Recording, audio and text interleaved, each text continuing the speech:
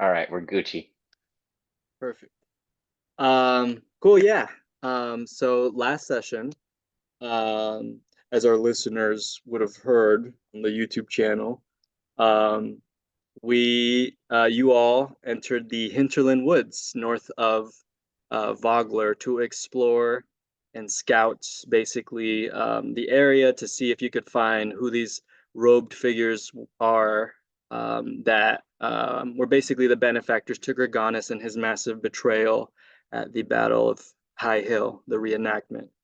All of this is happening on the same day, right? Kingfisher Festival, Zoblob, the reenactment, and now scouting out into the hinterland woods. Our heroes had an amazing day at the Kingfisher Festival, catching legendary fish, winning arm wrestling competitions and fish pie baking competitions, getting crazy tattoos, and meeting all kinds of people um, until they were betrayed at this battle. And now they're trying to find answers, and you all did that. By kind of sending Sneak around, pushing him around just to random directions, really. And Sneak was able to scout out the area with his survivalist skills and figure out that there was an owl bear in the vicinity. He investigated the owl bear pellet, which had all kinds of leftover bones from birds, small mammals, and even human teeth. Um, so yeah, you guys were on alert with the owl bear, and it definitely foreshadowed a future event. Um, and yeah, and then you guys kind of just stumbled upon Misko the adventurer, our tall, strange, lanky red friend with a red mask. Um, Sneak saw him while kind of just sneaking up a tree. And yeah, it led to like a kind of a funny moment where you all Sneak and Sly were playing telephone basically with Thieves Can't, as Sneak was in this tree and Sly was at the bottom, and she's like, I guess, like, all right, what do you want to do, Willow? Because Sneak's not sure. And then it went to Melvin, and it was just this really goofy moment of telephone, and hearing that, by the way, was really funny in the last in the upload that you made, Colin. um and eventually, Melvin and Lyx. Lyx was actually in the background dancing. I missed that in the chat, but that was happening. Melvin, you come out and start playing your harp to match Misko's really beautiful little lute tune. And you have this like kind of head bob moment where you're like looking at each other. He has to lean down a lot because I mean, they are super, super tall. Um, and yeah, and you all basically befriend Misko. You kind of grow to trust him, even though you're very suspicious of him at first. Um, you all put it together that they're the ones who left that chest, that weird chest in Mount Kawamba where Sneak got the bag of holding. And you all kind of find out, or at least Melvin, you found out that apparently Misko is someone who, was probably very wealthy, maybe powerful, had a lot of resources at some point. They say they fell on misfortunes and now they're kind of just traveling the world trying to feel inspired again. Um, and they're just adventurers and travelers and they play music. Um, and yeah, and there was a really sweet moment. I mean, I think there was a sweet moment with all of you with Misko, but I think especially with Willow, where Willow, you kind of, he recognized you all walking back, actually. I guess he glanced at you guys from the woods, seeing you guys coming back from the reenactment, didn't notice that there was dead people, or whatever, but he was caught by you. You looked very sad. But at the same time, he felt that connection you had with your horse. And he kind of remembered a horse that he had and gave you this powerful ring where you can now attune. You still got to do that though. You can now attune to your horse and that ring. And then you can basically cast the Find Steed spell one time per long rest. Yeah, so he gives you that horse and he kind of says, like, oh God, I should get out of here. There's an owl bear in the woods, according to Sneak. And, there's strange figures that are causing mayhem. Um, so, yeah, there's a little fangirling moment with Lyx, who was kind of awestruck by Misko. Um, And yeah, and he kind of wants to help Bogler how he can. He might take some people back with him to Calaman if anyone wants to just evacuate now. Um, and he left. So yeah, I don't know if there was anything else I missed with Misko, but oh, he also shared that there is a chest under Vogler's Crossing. That's another way that he's trying to offer some help. Um, and yeah, he just kind of left. Very mysterious, very tall, but pretty likable as far as you all could tell.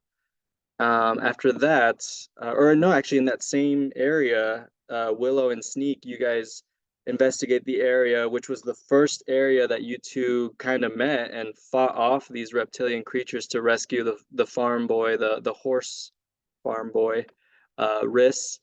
And you discovered near the wagons, tracks, and like pieces of fabric, red fabric. And after an hour's worth of travel, you make it to the southernmost part of the northern wastelands, which is this very canyony, horrifying place, very desolate. And after a really cute and funny, like buddy cop moment with Lyx and Sneak, where Sneak kind of like, I kind of imagined it as like Sneak is trying to like show off and be cool and be like, this is how you do this. And then he like literally just slips down the rocks and hurts himself and causes a bunch of noise. But thankfully, no one was there at the moment. After that, they're kind of stealthing around, going around the walls and stuff. Licks eventually gusts of winds and like pushes him up to a rock wall. Little Sneak climbs up that rock wall and sees a giant army of red flags, thousands of troops. It was getting darker at this point, so there was a lot, dozens of torches. And then it seemed like pretty much all kinds of people, all kinds of races, lots of those reptilian creatures, but pretty much elves, ogres, minotaurs, tieflings, humanoids, the whole, pretty much the whole shebang. Um, and yeah, and Sneak was seemingly pretty scared, rushed out, was like, we gotta get the hell out of here. There's a big army. Um, and Melvin transformed into Melodia. Willow was ready to roll. And you all book it as you hear, I think Melvin and Willow, you hear troops start climbing up, like the stomping of troops heading your way. And the rain started. And then shit pretty much hit the fan. Um, yeah, after like running, let's say maybe 20, 30-ish minutes, you all thought you kind of lost them and that you weren't being followed. I'll leave that, I'll leave that as a question mark. Um, but eventually Melodia takes a moment to be like, Willow, what the hell? What's going on here? You had Gorganas. Why didn't you tell us about him? What's your last name? Sneak jumps in with that. That was really funny, by the way. And then Willow's like, it's Venra. You guys never asked. And Sneak is like, I don't know what that means. I was fucking dying rehearing that. And Willow's just like, it's my last name. um, but yeah, and then like yeah, Melodia just kind of like going in on Willow, and Willow just trying to be like, listen, I have trust issues, trying to defend themselves, and like Lick's just kind of shyly being like, yeah, maybe tell us about your fucked up friends next time, but she wasn't really trying to gang pot or gang up on you too much. Um, and then you were ambushed um, by a group, but specifically attacked by that first draconian or reptilian looking person, with the yellowish hue to their face, really creepy, hunched over, had wings. They just flew out of nowhere, stabbed you with daggers, and something in those daggers poisoned you and then paralyzed you. And then subsequently, one of his allies immediately comes in and starts stabbing you. So like, I want to really paint this scene. Like Willow is getting killed, like very, very much getting killed. The other, person that was there ambushing, um, was like, oh, she's done, and attacked Lyx, and Lyx was able to dodge, and thus began the battle, and the battle to save Willow, pretty much. Um, so yeah, I mean, Melodia throwing out all kinds of inspirations, helping you all reposition with the mantle of inspiration. You dart around to get out of that ambush. Getting this incredible agility through the tide, that helps you like dodge opportunity attacks that would have gone your way. And then yeah, Sneak and his family just hoeing like mowing down the baddies from distance with their crossbows. Um, and yep, Melodia shoving potions down Willow's throat and also using healing spells and trying to get them up again, saying like, "Shit, I don't want you to die." And then Lyx casting all kinds of crazy shit, just running up to some guy without any weapon, and the guy's like kind of laughing at her, and all of a sudden, bah, shocks the shit out of him by touching his armor. And he just gets electrocuted, even more so because it's raining. Just getting fried by this tide user, something very rare, at least until now. Um, and then Lyx casting a fucking weird fire breath spell on Ma, of all people, who starts then becoming a dragon basically and blowing people up with her fire breath. Just an incredible scene. And then in between all of that, Willow just gasping for life, trying to get out of this horrible situation, just barely able to perceive anything. Um, just probably, unfortunately for Willow, probably reliving a lot of horrible traumas that she's kind of gone through that in very similar situation. Uh, Except this time there was rain, there was an owl bear, and there were friends that actually stayed to help. So yeah, the owl bear that was foreshadowed, comes out of nowhere and attacks the first thing it sees. And thankfully for you all, it was some random soldiers who did not know it was there. They got annihilated, ripped to shreds. Another one tried to fight it, immediately died the second he tried to run away from it, realizing like, nope, this isn't gonna happen. And the other one's just like, yeah, I'm out of here. Fuck this. And then you all have this really cool moment where pretty much all together you help Willow with her Constitution save using your actions, and kind of get her back on her feet. As again, these weird reptilians, as they die, they turn to dust and release this paralyzing effect. But eventually you all are able to get out with a little bit of me metagaming and being a bit of too much tipping and suggesting the mantle of inspiration. But it was also like, I was like, okay, maybe we should go to bed now. So it's kind of a quick way to do that. But, mantle of inspiration, amazing to reposition, amazing to escape. I'll never say it again. I'll never suggest it again. Um, and you guys get out of there thanks to Melodia's powerful magic and teamwork, pretty much. The creepy guy that was blowing his horn gets away, seemingly.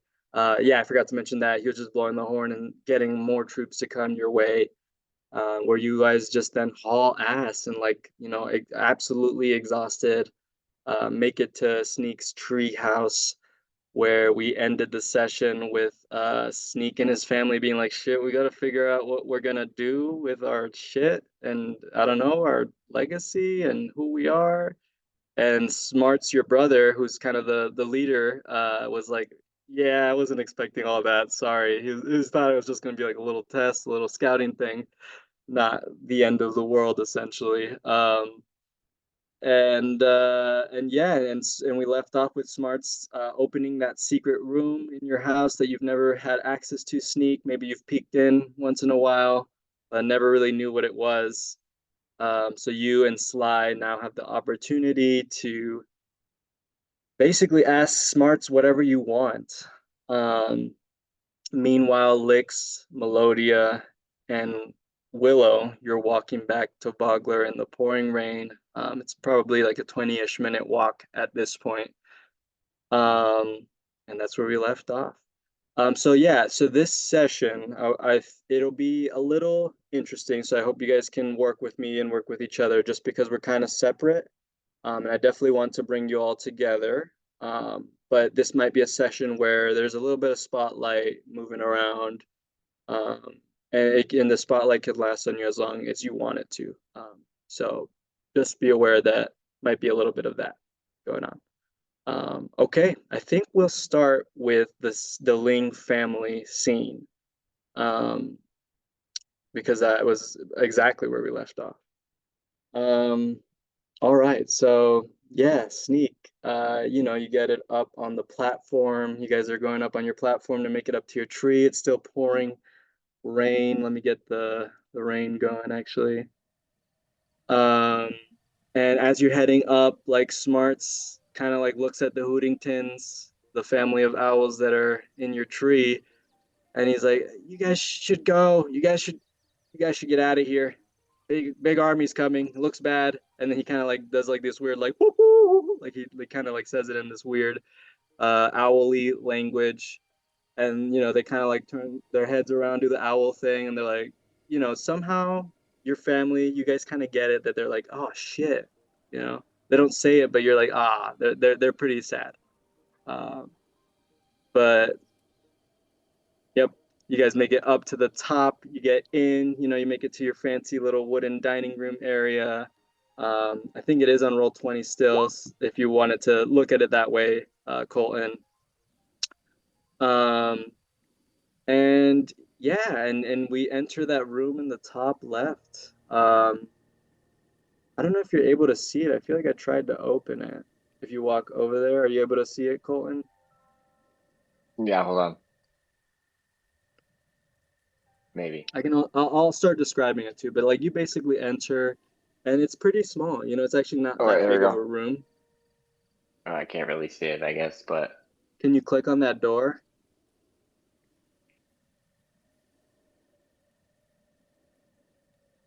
there we go. Nice. There we go. Eh, Cool. Can you see it now? Yeah, I'm gonna walk up into that area over there and then open the Perfect. door. Perfect. Okay, I think you guys might not be able to because your characters aren't there.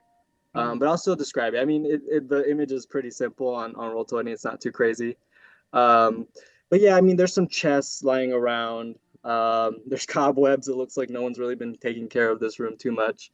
Um, and there's a lot of books. There's a lot of bookshelves with books. There's a few weapons, hanging up. The one noticeable piece is actually this weird frame that has like a bloodied shirt and it's framed. Um, and that's pretty much it. Besides that, Colton, there might be some banners of your family. You can come up with whatever that symbol is if your family has something like that. Um, and there's also banners of the Knights of the Rose from the Order of the Rose of the Knights of Solamnia, which, as a reminder, that the Knights of Solamnia are three different orders. I'm not gonna say them all, but the Knights of the Rose are basically the most elite ones, the ones that kind of, if you're a Knight of the Rose, you can handle missions completely alone or with very few allies. You're just an incredibly skilled warrior and competent spy, warrior, sorcerer, whatever it might be. Um, yeah, and Smarts is your brother that looks pretty much like you, except with a elvish style ginger cut, and has the mask just like you, sitting crisscross applesauce.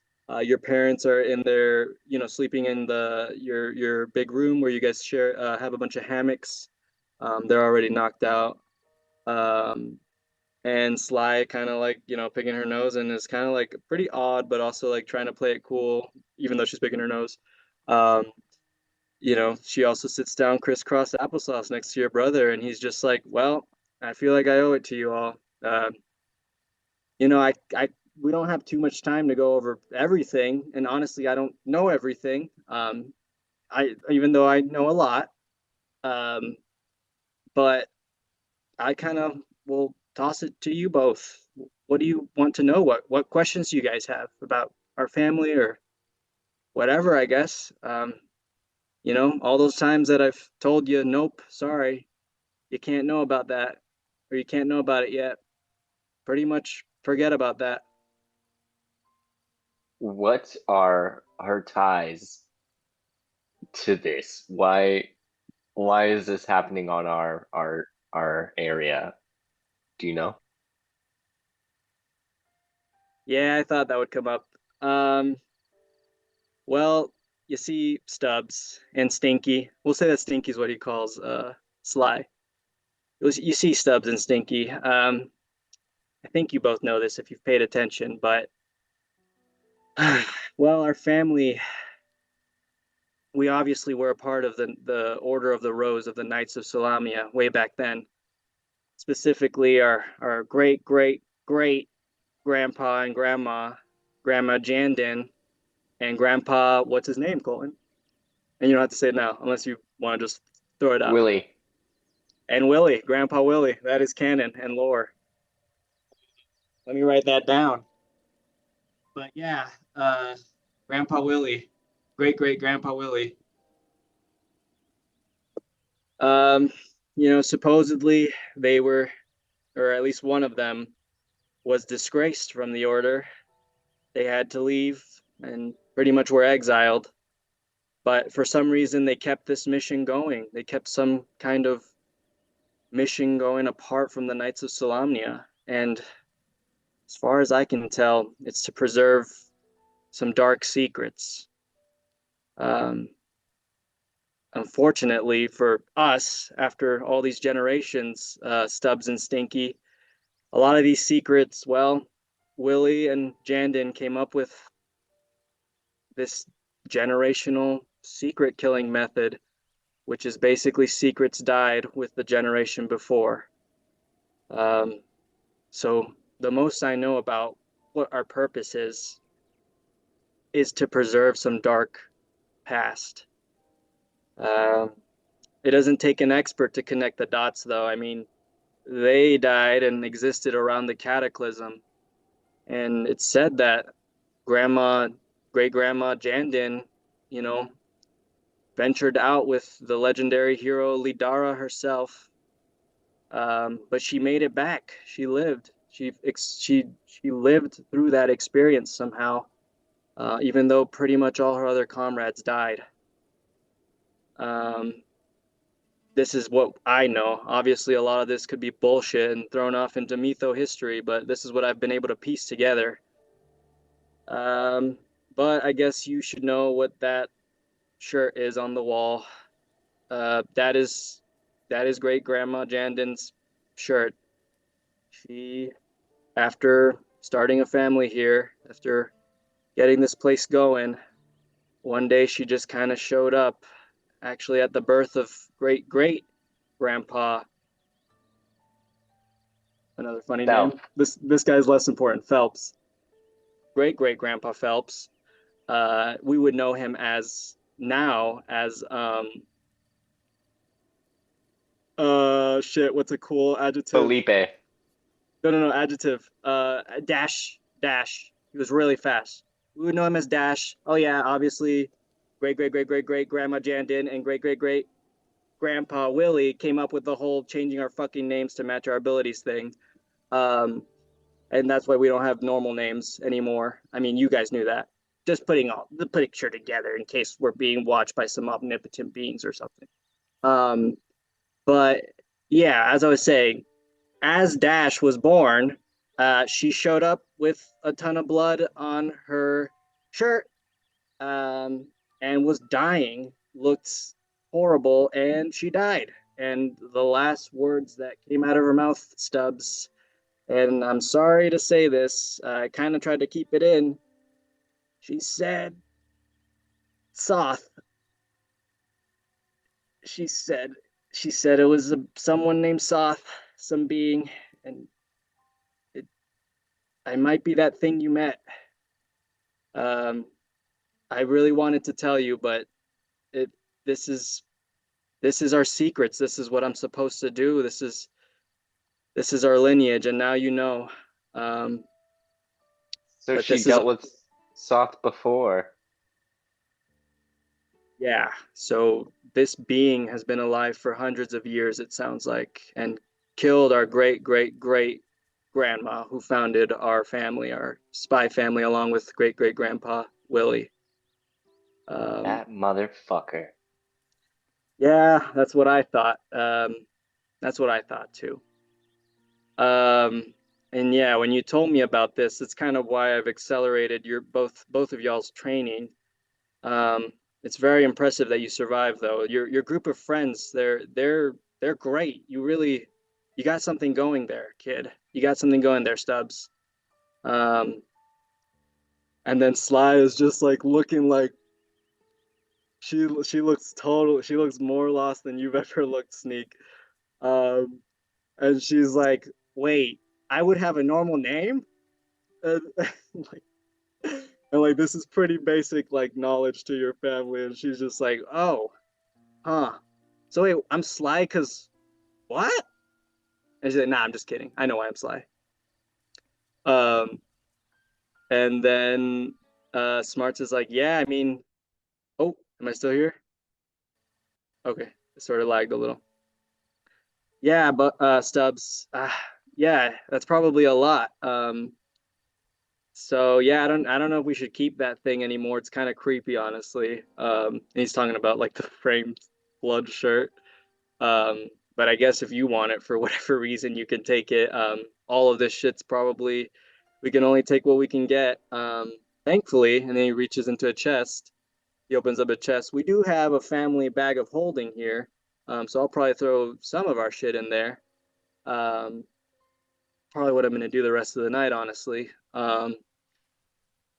Yeah. Any other clarifying questions, Sly or Sneak? Um, you said we have like generational secrets. Do you know if there's any generational secret about Soth that you can remember or that you know, or was it lost? The most we know was that the Soths were at some point a very powerful and influential family in the region. They had, a legacy.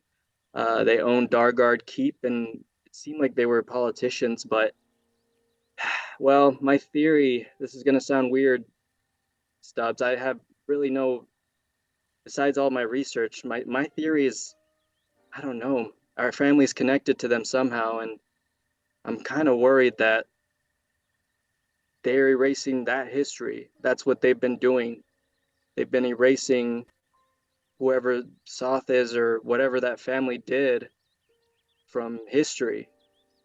Um, you can imagine after the cataclysm, no one gave a shit about opening up a history book. So it's a perfect time for someone like our weird ass family to start changing things and altering what we know. Um, yeah, so sorry. I know you, I mean, we are cool spies still. It's still what we are, but it's kind of shit, I guess. Unfortunately, we all were born into it. We can't do much, and I'm trying to change it a little by telling you both. Um, and yeah, I mean, I guess you could tell whoever you want, Sneak, and that's for you too, Sly. And Sly is like, yeah, uh-huh, for sure, we'll tell people. Um, and then Sly's like, well, if you're done with the history lesson, Sneak, I have actual questions to ask. By all means, please go ahead. Thank you, good sir. Thank you. Um, how does Ma spit out fire? When the hell did she do that? And Smarts is just kind of like, what? What are you talking about? She spat out fire. She spat out fire at the weird reptile guys and like burned them to a crisp and almost freaking blew my hair out. And he looks at you, Sneak, and he's like, is this true?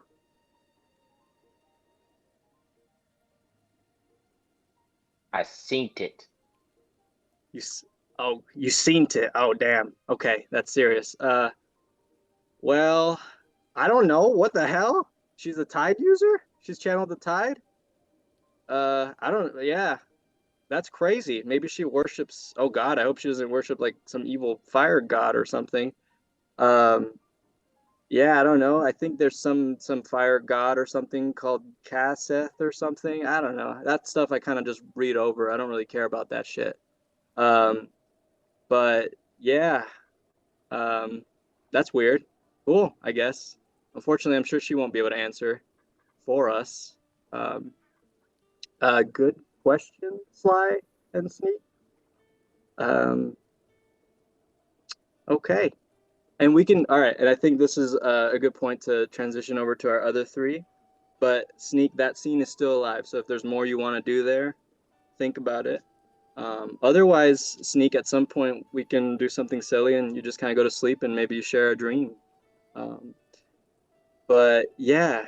So we are back walking through the woods with Melodia, Lyx, and Willow. It's dark. It's raining. You have a sense of slight peace finally. It seems like, after being chased, maybe I didn't describe this well in the recap and in the moment, but like at that very end when Melodia casted the Mantle of Inspiration so you all could escape. I mean, there was torches like running around in the darkness. There was like small embers of light, like people just kind of crawling around you as you hear these giant owl bear and maybe a second one just coming in and just attacking. And so it was a very horrifying scene. So you all are just kind of feeling some peace to be out of that situation at least. Um, but obviously emotions are still high, and I'll leave it to you all. It's raining, it's woodsy. Vogler is about still 10, 15 minutes away. You can see some of the wooden beautiful fish sculptures that line up the entrance, the fish arch that lines up the entrance, and you can see maybe the tip of Thornwall Keep right to the right of that. Um, yeah, that's the scene.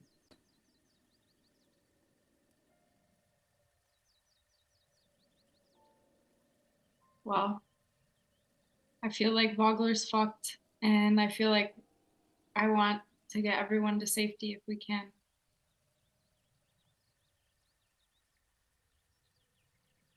I'm okay with that idea, yeah.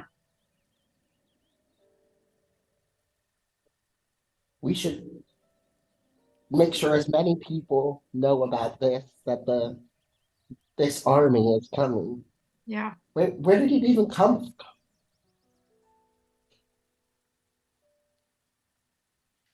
I have no I don't idea. know. It's quite sizable.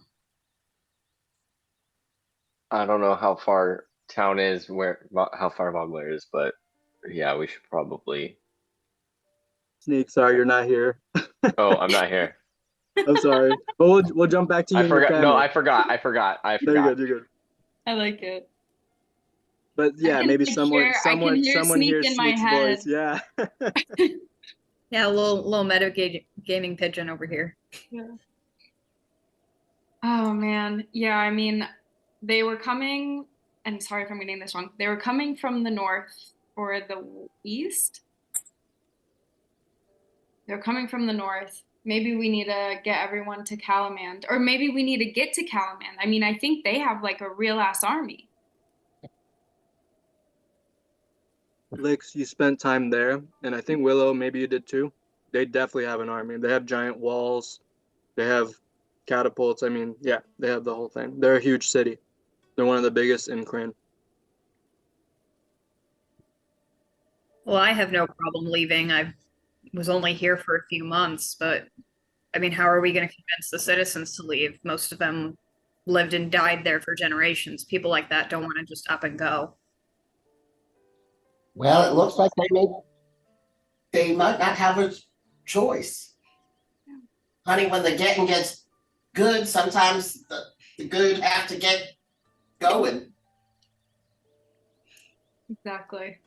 Yeah, I mean, I obviously don't want to leave, but we don't even have a militia at this point. Like, I can't see all these families go. I mean, are your dads like well respected in the town? Would people listen to them? Can you convince them of what's happening? I'm sure that you've explained at least some of it to them. Yeah. I mean, you know Mayor Raven, like she's really gonna listen to us too. I'm thinking, yeah, I want to tell my dads first. I'm horrified for them. And I also think we need all the help we can get. What do you think about you two going to find the Misko treasure or something, and then we'll all meet at my dad's house, or we could meet like and tell Mayor Raven. I don't know. Yeah, I'm gonna have to sleep on that before we go somewhere, just the two of us. Ooh. Well, I didn't want to sleep next to you. You know ways. Oh, darling, it was never going to happen. For the first time in a long time, Melodia is speechless. It's like 6'7" drag queen is just glaring at Willow. It's fine. Willow feels the glare and just does not care. All right, then I mean, listen, I think we need to get past this right now. There are a lot of big things about to happen. Like the freaking army coming, but for sure we should probably all work on our relationships with one another. Should we just all go to my dad's then and warn them and see what they think? I think that's a good starting place, yeah. Okay. For the record, this is me dealing with it. Normally I would have kicked off by now, but you guys really helped save me after potentially being the reason we were in danger. So I'm good with you guys. You're not just gonna run off. I appreciate that and I respect that. Thank you, by the way. Thank you for sticking around. Oh. So I pulled up Vogler. Oh wow, you guys are already there. Oh, that must be from the past. But I pulled up Vogler on Roll20 in case you all wanted a reminder, or if visuals help you. So you all make it to the river gate. I guess I'll show that. Thornwall Keep is over here. Noticeably, there isn't really someone that's on patrol at the gate at the moment. It's raining pretty heavy, and that's kind of all that you all can tell. So Lyx's family is over here in this tiny coastside thing. So you're all heading there?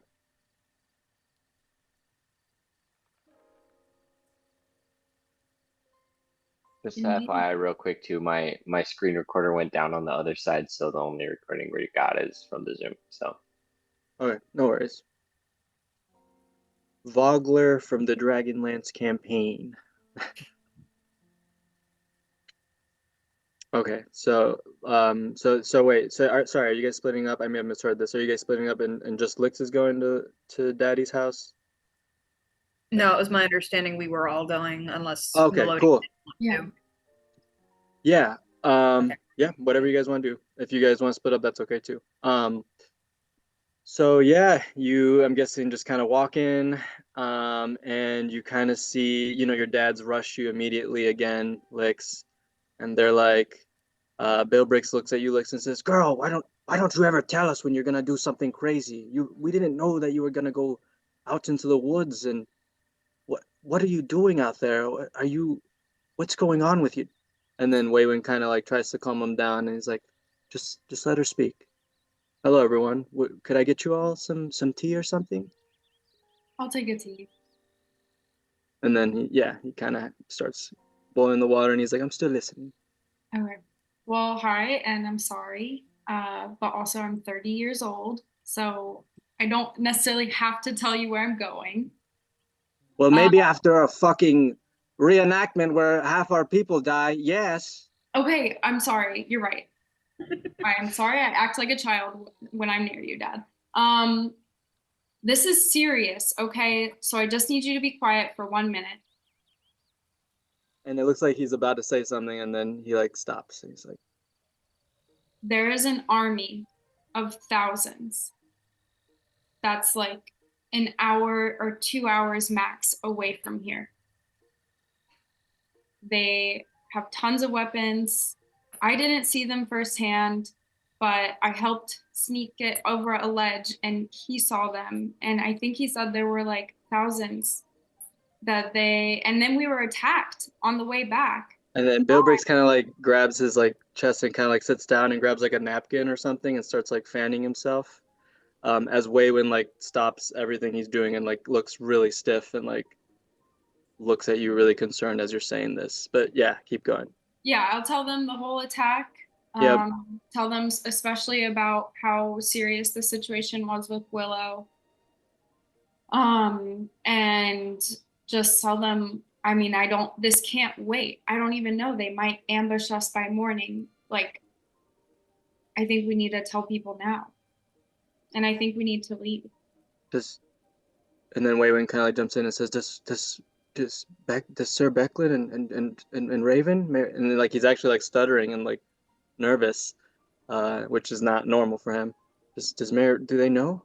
No, I mean, I obviously wanted to see that you all were okay, but I want to go there Okay. too. Okay, I can go tell them. You've all been through a lot. If you need to rest, get some rest. Yeah, I can do this. Bilbrix, are you okay, dear? And he's like, no, of course not. Our whole lives are here. And then he kind of like looks around at your house where you can see, you know, pictures of your family. You see his little experiment section, right, with all his hourglasses, the sand hourglasses. You see, you know, Waywin's fishing poles. Some of them are crafted and beautiful, hanging on the wall. And then you just see like a home, right? A really cute little kitchen, cute little dining room, and then your spiral staircase that goes up to your rooms. And Bilrix is just shocked. Yeah, it looks like he can't speak. And Waywin is pretty adamant. He's like, he's willing to help. He can tell that you guys look horrible. And he kind of gives you like a little medicinal herb, Willow, noticing your pretty fucked up wounds. And you're full. I think you're fully healed, but like it just helps. Yeah, helps but brighten. there's still blood and cuts. Yeah, he kind of like helps stitch you up a bit. And he says, I can take care of this if you all need rest. I'll go tell them, and yeah, it sounds like we need to figure something out. Maybe, I don't know if there's negotiations with something like this or if it really is an evacuation. Get some rest. Yeah, we need to move fast, but I could really use a nap. Cool. Where are you guys gonna rest?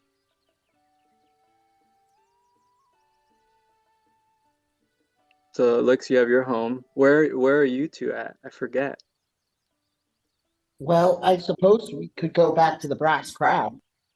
Okay. I've got lodgings there temporarily now with this new gig. Oh, true. Okay. Yep. So that's Yep. Melodia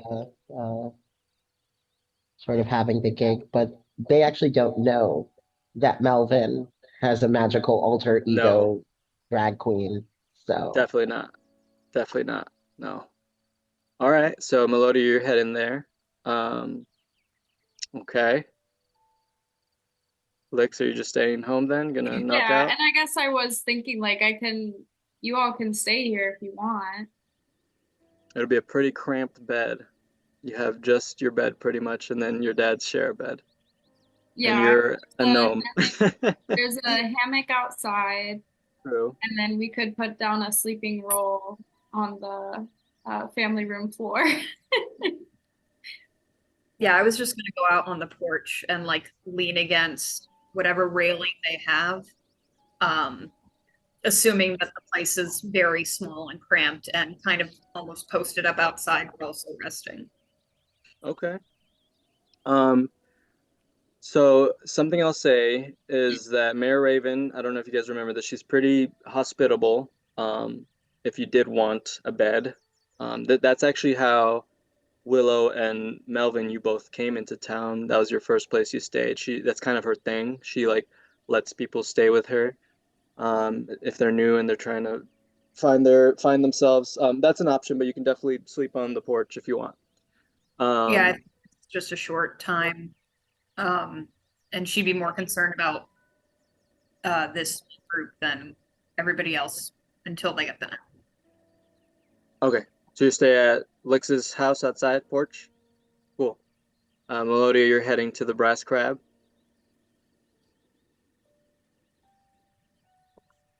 well, Melodia looks at Lyx.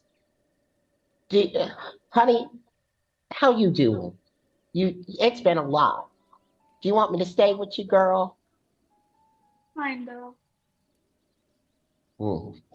So even though she's like Like 6'7" and heels, something right? And while they embrace, she starts shrinking.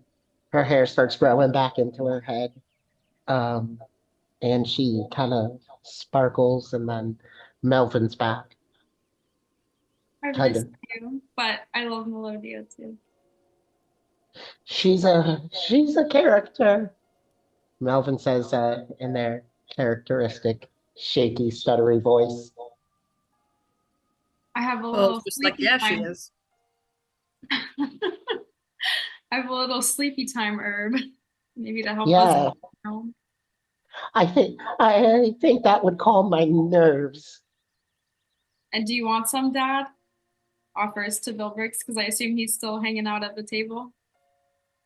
For the first time, he snatches it out of your hand. He's like, yes, I think I need it.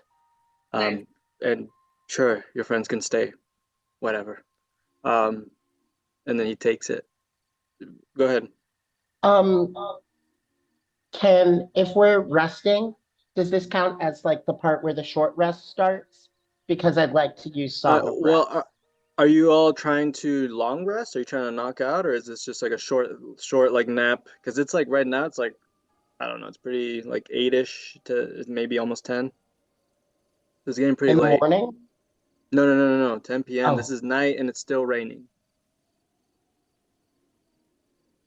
So you can take a short rest. I don't know if you guys are trying to like stay up through the night. I Long guess, rest. I Go ahead. mean,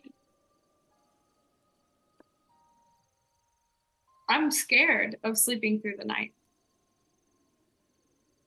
Yeah, it might be hard. So, yeah, I mean, I was kind of thinking of a short rest, but I don't know.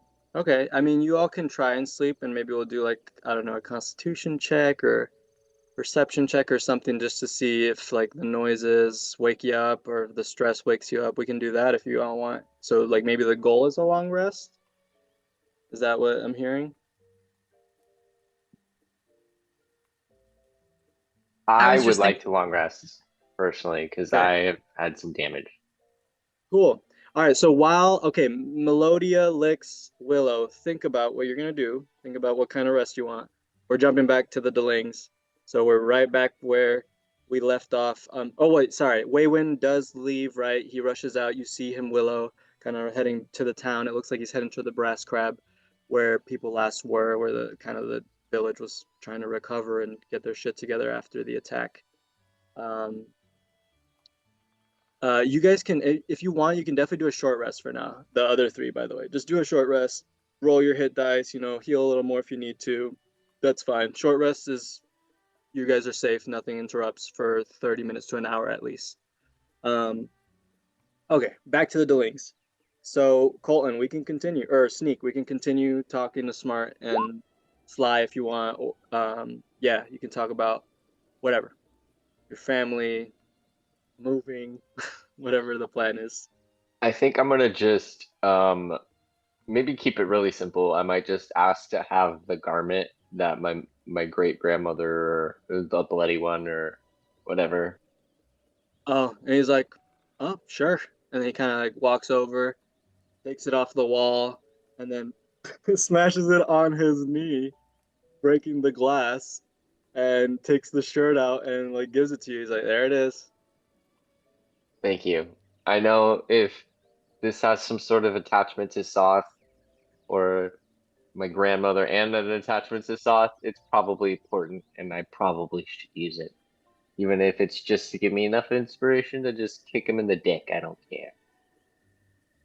Sure, yeah, if he has a dick or whatever it is. Yeah, go for it. I like your spirit, Stubbs. Sly, anything you want? And she's already kind of like looking through books and like flinging them over her back. And she's like, where's like, I don't know, the pictures? This is all boring. Like, there's no images in any of this. Like, any fun recipes? Like, this is our family really just boring as hell? And then Smarts is just kind of like, "Ah, there's all kinds of stuff there. It's really cool. You're really disrespecting some important history." And she's like, you already said that it's all bullshit anyways. Why would I care? And Smarts is actually taken aback by that. He's like, huh, I need to think about that one. You're good, kid. And then he's like, well, anything else? And then he kind of like starts picking up some of those books and putting them in the bag of holding. He's like, well, this one's good. Take that one. I think that's it for me. I think I'm probably just gonna catch some Z's after this, but I'm gonna drape that like garment. I don't know what it is like that I got, if it's like some sort of shirt or Yeah, I mean, it's pretty, you can personalize this if you want, Colin. It's definitely nothing special. It's like pretty much a shirt. So it can be whatever color you want. It just has blood stains. It has some blood stains of your great great great grandma Jandin, who was apparently killed by Soth. Um, I'll probably just let's just say it has like some sort of rose sigil from okay, the yeah. and then I'll just have it like on my armor. I'll just drape it over me and then just like have it like cling to my Oh, cool. Okay, so chest. over your armor. Okay, so kind of like Mhm. a weird, almost like a bannerish thing going on. Exactly. Looks kind of funny. Okay, I like it. Cool. So that's Sneak's new look, everyone. Once again, changing it up. I love it. So you're just gonna knock out. You're gonna head to your hammocks and just, yep, your ma and pa snoring really loud. My You goal can is to hear. get a full rest and then like hope that they're in Vogler in the morning. Just like hope I can hope I can see him or something. I don't have a plan, but Yeah, that's it. Smarts kind of mentions like you should try and help. You looks like you and your friends are like awesome and got their shit together. So definitely go see what they're up to tomorrow morning, and we'll make our way over there eventually. He kind of says that before you go knock out. Do you want to have a dream, Colton? I don't have anything actually planned, but I can improvise with you if you have something goofy that's on Sneak's mind. If not, we'll just jump straight back to the other crew. No, he's straight out like light. Cool. All right, Sneak is out for the night. All right, what rest are we doing? It looks like it's a short-ish rest. Are you all intentionally trying to wake up, or are you guys just kind of trying to paint this as struggling to sleep? From my Um, perspective, I'm on high alert. Like I don't feel like I could. I don't want to sleep because I don't want to miss if the Okay, town is being set ablaze. that makes sense. I think I'll say that makes a lot of sense because you're from Bogler, Lyx. But Willow and Melvin roll Constitution checks at disadvantage because you both are incredibly tired. Especially, Willow, after almost dying, like your body is begging you to like go to sleep. oh, Um, and Melodia, you had a stressful day as well. You had a very stressful day. Uh, Normally, Melvin is stressed kind of when he calls on Melodia, anyways. So go ahead and roll Constitution checks at disadvantage. So roll twice, take the worst. Oh, that's oh pretty bad. wow. Oh wow, twice. You are knocked out. So it sounds like sorry, is he sleeping in a sleeping bag you had? I Did I figured or Melvin actually is like probably having like squished in? girly Squished pop, like yeah, like squished squished in up with in bed with like yeah. Lyx. They're having a sleepover, a slumber party. The wacky tobacco has completely incapacitated Melvin. Melvin is higher than a school bitch. Is absolutely high as giraffe pussy, so he is donezo. Love it. So yeah, you're knocked out. I kind of imagine you two kind of squished up together then. Lyx, you're still like awake. Yeah, I'm Um, just like yeah, you're just like weirdly up. existential dread. Maybe I'm like neurotically peeking out of the window the little window by into the town or something. Nice. Yeah, just kind of like peeking out, see if the lights change. I don't know anything. Um, Willow, what'd you roll for Constitution at disadvantage? It ended up being a 9. It was a nat 20 at first. Oh, I roasted you. Okay. Yeah, you're knocked out as well on the porch, just zoinked. Um, Rats. So the Cool. plan idea would be like taking, I think, a long rest, or like I don't if know that we have the time. do we have the time for a long rest? We've got to move a lot of people. Yeah, okay. So I guess I'm taking a short rest nap. Go ahead and can we I'll say you guys are still knocked out just because I did all those dice checks. So, Lyx, you hear something outside. oh, shit. This is why I wanted to take a nap and not a rest. And can I peer out the window? Yeah, It's Sure. just You want me to roll for that, or? yeah, do a perception check. Jesus Christ. A 6. Did you say a 6? Yeah. You don't see it. You don't see anything, but you feel something within you, compelling you I'm gonna. to walk out. And it doesn't feel good. It feels oppressive. It feels like something's weighing you down, like some force is pushing you down, and it feels dangerous. So What I do you feel do? like really heavy. I Yeah, mean, it's definitely dread, but at the same time, it's like calling to you outside. I'm It just really gonna wants go you. outside. Huh? You're gonna walk out? Mhm. Okay, so yeah, you get up. Your friend who's totally knocked out. It sounds like, are you trying to sneak through your house? What are you trying to do? I don't know. In my head, it's like almost like sleep paralysis. Like Yeah, all you want is to move your body or say scream, yeah, but yeah. I'm like That's awesome. stiff and moving. Yeah. Yeah, so that happens as you start like kind of walking down and you're being incredibly stealthy. Like you're just making no noises as you're like slowly walking down your steps, your little spiral steps. You silently open your door. Um, Willow. Oh, you're posted up at the door. Yeah, you like kind of brush up on Willow and like notice her amazingly and like just kind of sneak over. You're tiny enough to squeeze through the crack as Willow looks finally at peace, knocked out. The music. Oh, please. At least, well, just resting, getting some kind of energy back. And you hear something coming from the woods right here. And it keeps calling to you. Can you do a perception check again? 19. Oh. You hear a whispery voice, and it sounds like it's right next to you. And maybe, okay, it might not pick up, so tell me if you don't hear it. And it sounds like, bring. You hear that? Bring. It's saying, bring her. Bring her. Bring her now. Bring who? Huh? Bring who?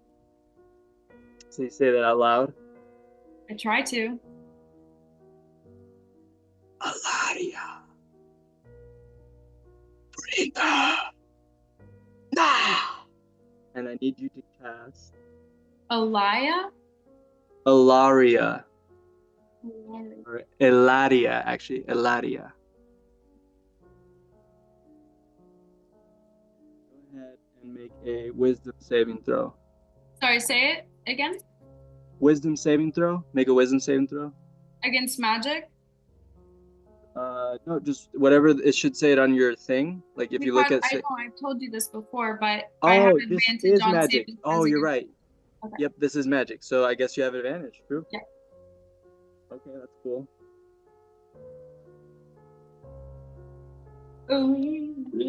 The DM forgets what you got. 14. That's your best? Yeah, that doesn't work. Suddenly, You're locked in again. Just like when you marched down at the very first session into this horrible underbelly of this weird temple. Very similar, except this is a little different because suddenly you feel compelled to listen to everything this thing is saying, to follow its orders without question, because you're dominated. You're completely dominated. Now you hear the voice clearly in your head. Come to me, child of darkness. Come! And it's the woods. So you have to go. You start walking up. You know, there's like a small-ish cliff here. And you make your way up to the woods. And you see, peeking out behind a tree, another very tall being with pitch black, long hair, and it's flowing with the wind, flowing with the storm. You can only see some of its being because it's all dark. It's a being of pure darkness. You can only see it because the moon, one of the moons, the light moon, Lunatari, is shining a little bit on it. And you can see that there's this odd, skinny, tall being peeking from behind this tree as the hair is flowing. You can kind of see what looks like incredibly long fingers. And yeah, this is a being of almost 8 feet tall, skinny, there's no gender to tell. And it looks like pure darkness. You notice that there's no shadow. It's very dark, but it doesn't seem to emit any shadow.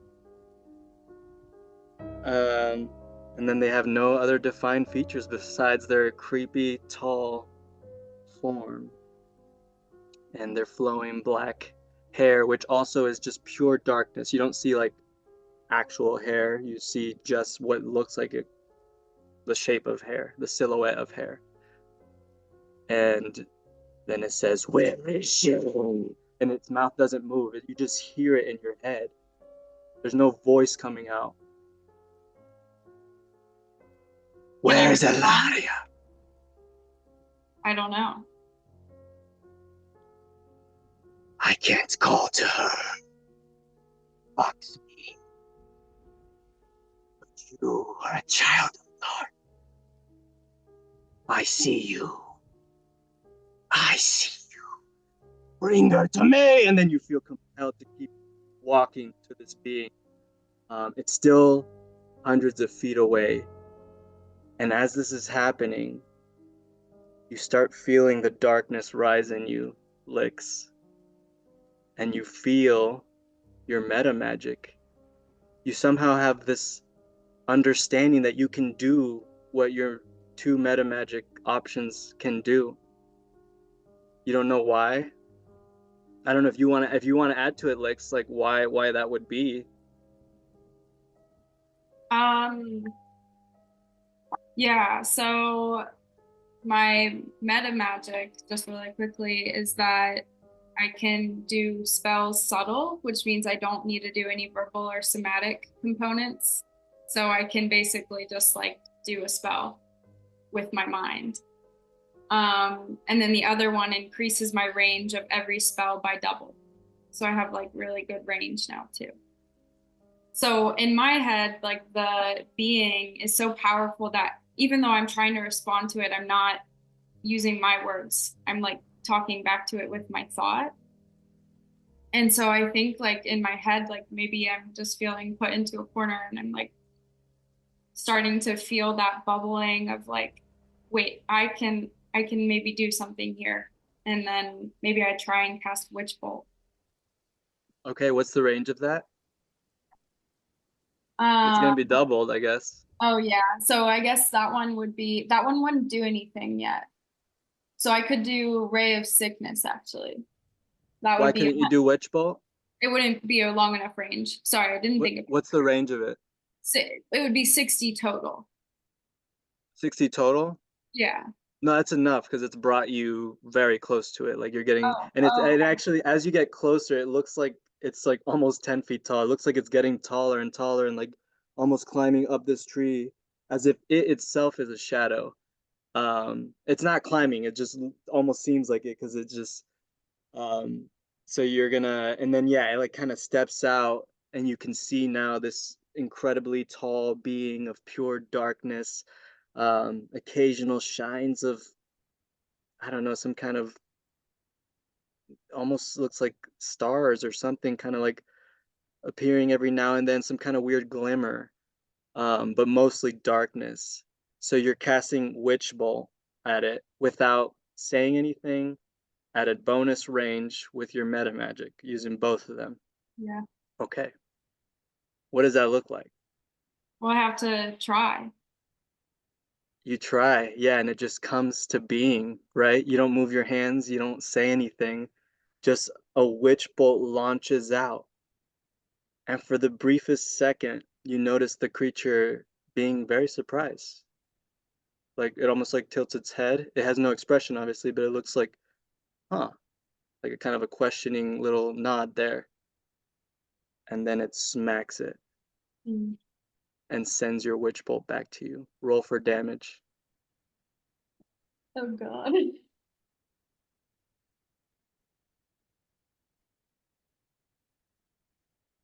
Okay. And is it just one, like, okay. No, I understand now. 9. 9 damage? Okay. Um, with the reflection, we'll do 9 plus 3. So you take 12 damage. As you get hit by your own magic, your own darkness, this power that you don't really understand yet, coming back at you, these things that you've sent out at other people in the past day, in the past week, it hits you, it shocks you, and you go black as strange visions, strange scenes, almost dreamlike, flash before you rapidly, rapidly, rapidly. Memories, weird things come back to you. You so pretend that you're in first person point of view right now, and you're just kind of breathing heavily right now. Breathing heavily. You can't move your arms for some reason. You kind of look at your arms, it's your vision's very blurry, and your arms are restrained by some kind of metal clasp or something. As you see these disgusting tubes coming out of your arms and what looks to be like your blood being taken. Um, and then we flash to another scene. Where you kind of come to again and you're in the same position in this horrible pain. You feel this horrible burning going on inside of you. You're screaming and you kind of like are able to look at the sides and you see these strange large tube like almost like very sci-fi evil scientist kind of tubes with strange reptilian looking creatures in them as bubbles kind of come up and start bubbling around. And then we flash again.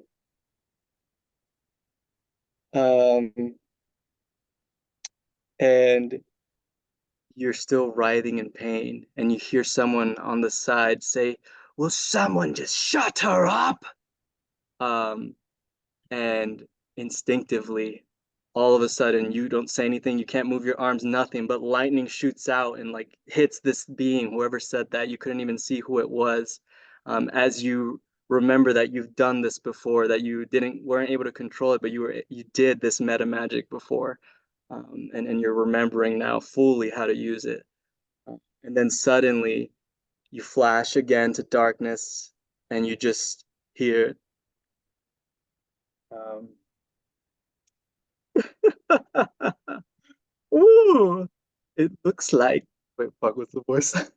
um, it looks like, okay, fuck, how do you do German? I used to be able to do this. It looks like she's alive. She survived. She's exactly what we need. See a giant eye just appear right in front of you as you feel like this weird drool or slobber falling over you. And you kind of see something like, oh, she's not gonna show up. That's okay. It's just a giant eye, like almost a 1 foot wide eyeball just staring right at you. And they say, you're exactly what we've been looking for. The missing piece. And then another strange appendage, limb comes out, except there's an eye attached to it. And then another one comes out, and it's also just looking all over you with an eyeball attached to it. And then another strange little limb-like thing comes out with an eyeball, just scanning you, scanning you. And then you hear the clinking of armor. And you hear, she is of satisfaction. And then you flash to another scene. And then suddenly, shit, I forgot to have this music up. Hold up. Well, I'll still paint it. Fuck it. I can do this. You see a storm, a stormy visual. It looks like a desert. It's totally black. There's lightning everywhere. And it looks like a barren wasteland, except when it flashes again, you see thousands, maybe millions of dead dragons. You just see a bunch of dead dragons of all colors and also of all metallic types, just laying on this giant desert. And then it flashes again. And let me know if you hear this. It's okay if you don't, I guess, because it's for me too. Can you hear that? Just like weird ominous music. Yeah.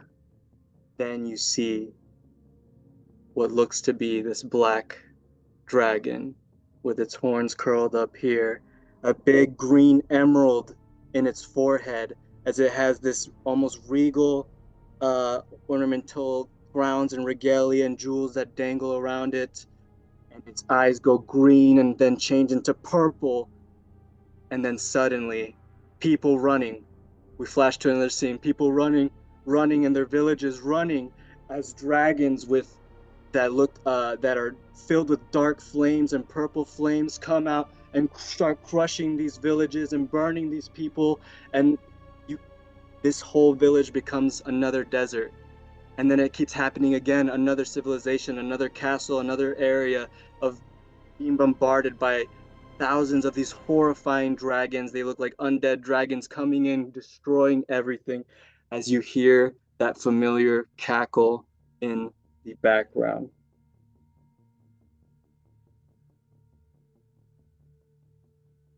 And then finally, you see that weird purple realm, the purple sand with the dark sky and nothing else.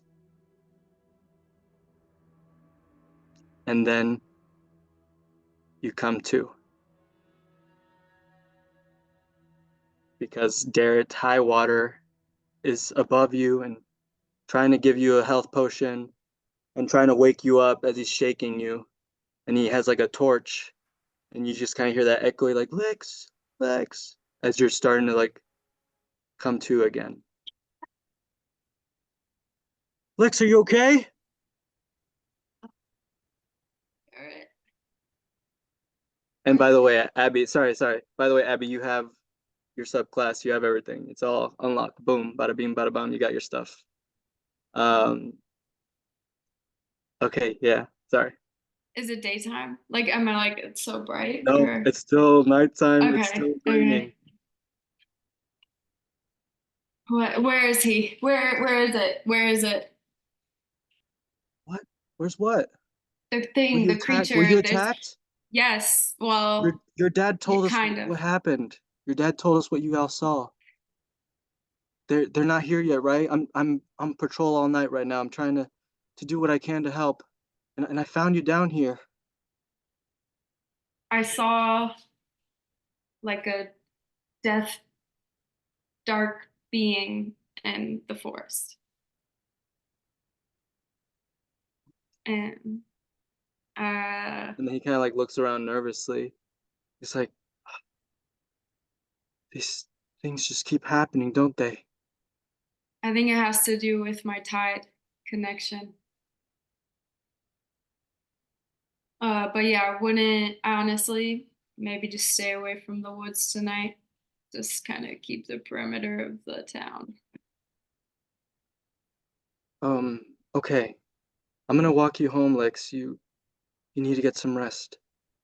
Um, yeah, just so you know, Becklin and Mayor Raven are coming up with a plan. They're really hoping that Kujal shows up tomorrow morning and maybe we have something to work with any of her mercenaries that are left. She's trying to send as many ravens out as she can to Kalaman and elsewhere to see if we can get support. Okay. Or hawks, not ravens, sorry. I'll take you home. Thanks. Uh, I'll take that health potion though. yeah, he gave it to you, so you heal 10. Oh, okay. He kind of like shoved it down your throat. Yeah, and I mean, you probably like look around nervously and like you don't see that being. There's no signs of it. It seems gone. Is there any And like lightning scorch marks in the grass or something?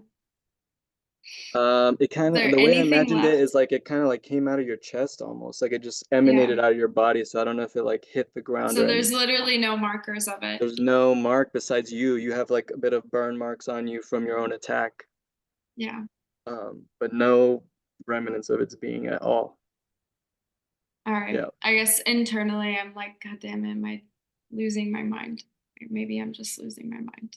And yeah, But all these memories, I forgot to say everything I flashed, that sounds wrong, but all the flashbacks and stuff and all that, you have them again.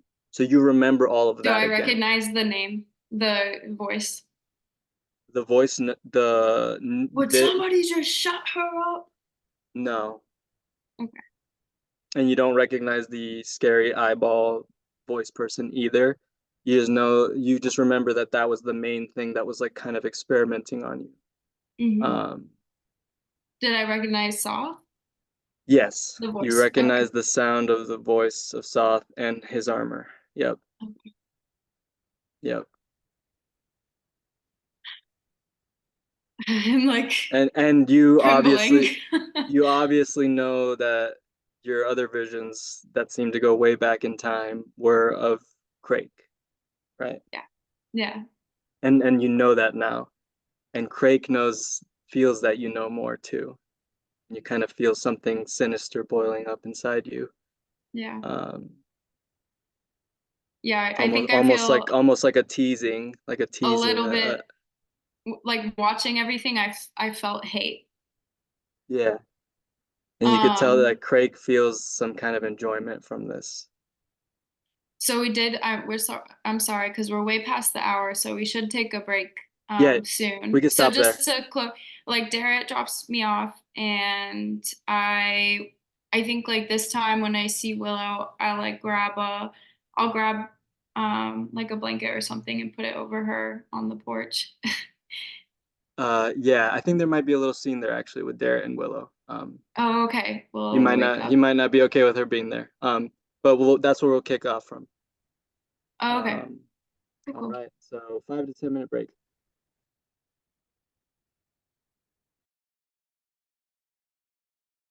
That says Characters, and you got the two trauma kids. Sorry, what? You got the two sunshine characters, and then you got the two trauma kids. Yeah, right. Yeah, and I feel like that says more about like a fem experience where we're all just like, I don't Yeah, know. I'm horrifically sexist. I'm sorry. No. But No, you're good. You're working with honestly, what I gave you. You're good. Yeah. I'm trying to. And there's bad things. There's bad things cooking for everyone. Spoiler alert. But what was I gonna say? It's also my style. I mean, I don't know if you guys have noticed, but like I'm definitely a DM of highs and lows. I like to do the chill, funny, goofy stuff and just, the downtime stuff. I love that stuff a lot, the shopkeepers and all that. But then I kind of like the intense bullshit, the craziness. Um, okay, so Darrett takes you to your house, Lyx. Do you just kind of wait, so sorry, were you trying to do something with Willow? You're muted, love. I was just gonna put a blanket over her, but if Okay. there's something else that's gonna happen, I don't know. No, he lets you kind of do that, and like, I guess you try it. You actually do feel like horrifically exhausted now. Like it actually kicks in after hitting yourself and seeing those visions. Um, do you go to bed? Yeah, I think I'm gonna crawl upstairs and like try and hide. Okay. Willow, can you do a perception check, I think? Or actually, no, do a constitution. Wait, I'll let you choose, Willow. Basically, Okay. it's like to notice if you notice people around you now. Sorry, I have to. Don't bite me. I'm allergic to cats. Oh, okay, Dara is the cat right now. He was pretty close to you. Okay, I'm so sorry. I'll let you choose. You could do All right, what am I rolling? either Constitution or Perception. I'll let you choose. All right. Basically, it's your awareness of people being around you. I mean, you are trying to nap. Is it at disadvantage? Nope, because Oh, you kind of short rested. Yeah, you still have your short rest, so you did get some, some rest.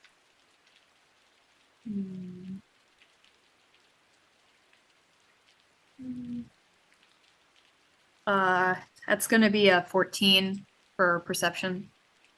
Okay, I mean that's enough to wake you up and like kind of notice Darrett just standing there. He looks kind of awkward. He's kind of trembling a bit, and he looks like he wants to say something, but he's just kind of like looking around nervously.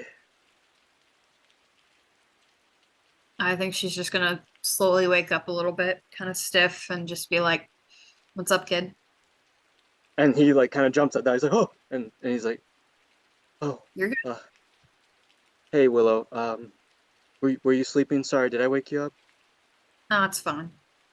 And then he's like, well, thank you for everything you've done. It sounds like you all went through a really intense moment again, but you got really valuable information, and Becklin's actually trying to do what she can right now.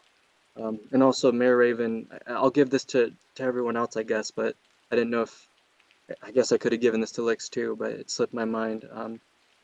And he gives you a bag of 100 gold pieces. He says, Mayor Raven just wants to thank each of you. You guys can all add 100 gold pieces if you want, by the way. You're eventually going to get this from Mayor Raven. He doesn't have too much right now with everything going on, but she felt obliged to help you all however she could, and you all definitely deserve this and much more. And then he's like, you look exhausted and you look really bad, so definitely say no if you want. But you're also stronger than me and maybe the strongest in this town. And I have to be honest, Willow, especially after whatever just happened to Lyx. She was saying something about some shadow being or something in the woods. Wait, what happened to Lyx? I don't really know. She was kind of mumbling. She sounded crazy. But I think I believe her just with everything that's going on. Maybe she's just stressed from everything that's happened. It's kind of been a lot. Yeah, and you can definitely say no, and I feel bad even asking, but would you help keep watch with me? I just don't feel prepared enough to take on what the night might have, especially if there's scouts and an army or something coming. I Yeah, I can send you some of my share too. I don't really care about the gold right now. I don't And either. he's like, you know what? Here, and he gives you like 20 more gold. He's like, just take it. It's okay. And he keeps I'll like take it when insist. everybody's safe. How about that? He's like, thanks. I have some calf, which is coffee, and snacks. You know, I got stuff. I'll take you up on the calf. All right. Um, yeah. So you guys so you're gonna walk off with him and kind of patrol Yeah, the I was street. gonna ask where he wanted to keep watch from, or if it's just like a Yeah, roaming. it's kind of a roaming thing. But you guys head to Thornwall Keep. You know, 20-ish minutes pass. You get some calf. Um, you get some snacks. There's like fruits. There's actually like a good selection of, you know, healthy, easy snacks. Um, and I'll actually let you decide. How do you want to patrol? What do you want to do? Are you on roll 20? A better question. What snacks did Willow go for?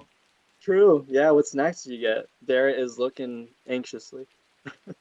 I I don't know, probably whatever's offered because she looks pretty rough right now, but hit points wise, she's fine. So There's lots of like fruit. There's like a little cute. bread with some sauces. Yeah. Okay. Oh, shit. One of those apple sauce squeeze things. She's not gonna eat one of those. Just a quick go-gurt.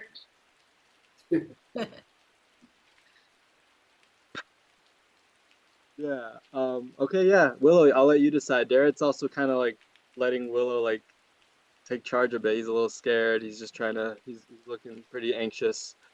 Just kind of I looking think I'm gonna around. ask him to take me back to where he found Lyx just to make sure there's nothing weird over there. Okay. Sure. You guys you can do a perception check. I'll do it with our boy. He didn't roll too great. He doesn't find anything really. He doesn't see any signs of anything. That's a 17 total. Okay. Oh shit. Okay. Um, okay. With a 17, you don't see anything in the woods, but you do hear like some commotion kind of coming around the west tide house, kind of near there around the streets. You hear some what sounds like shouting. Like war shouting or like help? No, it sounds like honestly, it sounds like with the 17, it sounds like a drunk, like maybe some drunk person just yelling. Oh, she's not really gonna care about that. Okay. Yeah, okay, so where do you guys go from there? It seems I like there think was with nothing there. that seemingly taken care of, that she would just have him go the route he was going and just kind of help with extra perception, or if anything were to happen, obviously to back him up and probably be in front of Yeah, him. cool. Yeah, it's still raining, obviously. It's getting darker and darker. I mean, we're in like the middle of the night pretty much at this point. Um, and yeah, you guys kind of make your way around. Maybe here you can tell that there's still lights at the Brass Crab, and like there's still people there. There's people kind of stumbling out as well. You kind of walk around, and you're actually kind of near where the Fern Gully Inn is. Over here somewhere. I forget exactly where we put it. And you go ahead and roll perception again, actually. Mm. Or I might just, actually, I'll keep what you have. I'll keep what you have. Let's keep it simple. It was 17. Yeah, you see, kind of in this dark street, you see that guy that got in the fight at the bar. But the other one, right? The quote unquote, I guess, nicer one, he died in the reenactment, right? The one who was defending Ispin. This is the other guy. He's a tall, kind of pretty big person, has a black beard and scruffy black hair that's balding. He just kind of looks like a mean guy, and he looks kind of drunk and just kind of walking through the streets. But with your 17, you also notice the rain just kind of pittering on something near this drunk person. And it's kind of going falling on this person.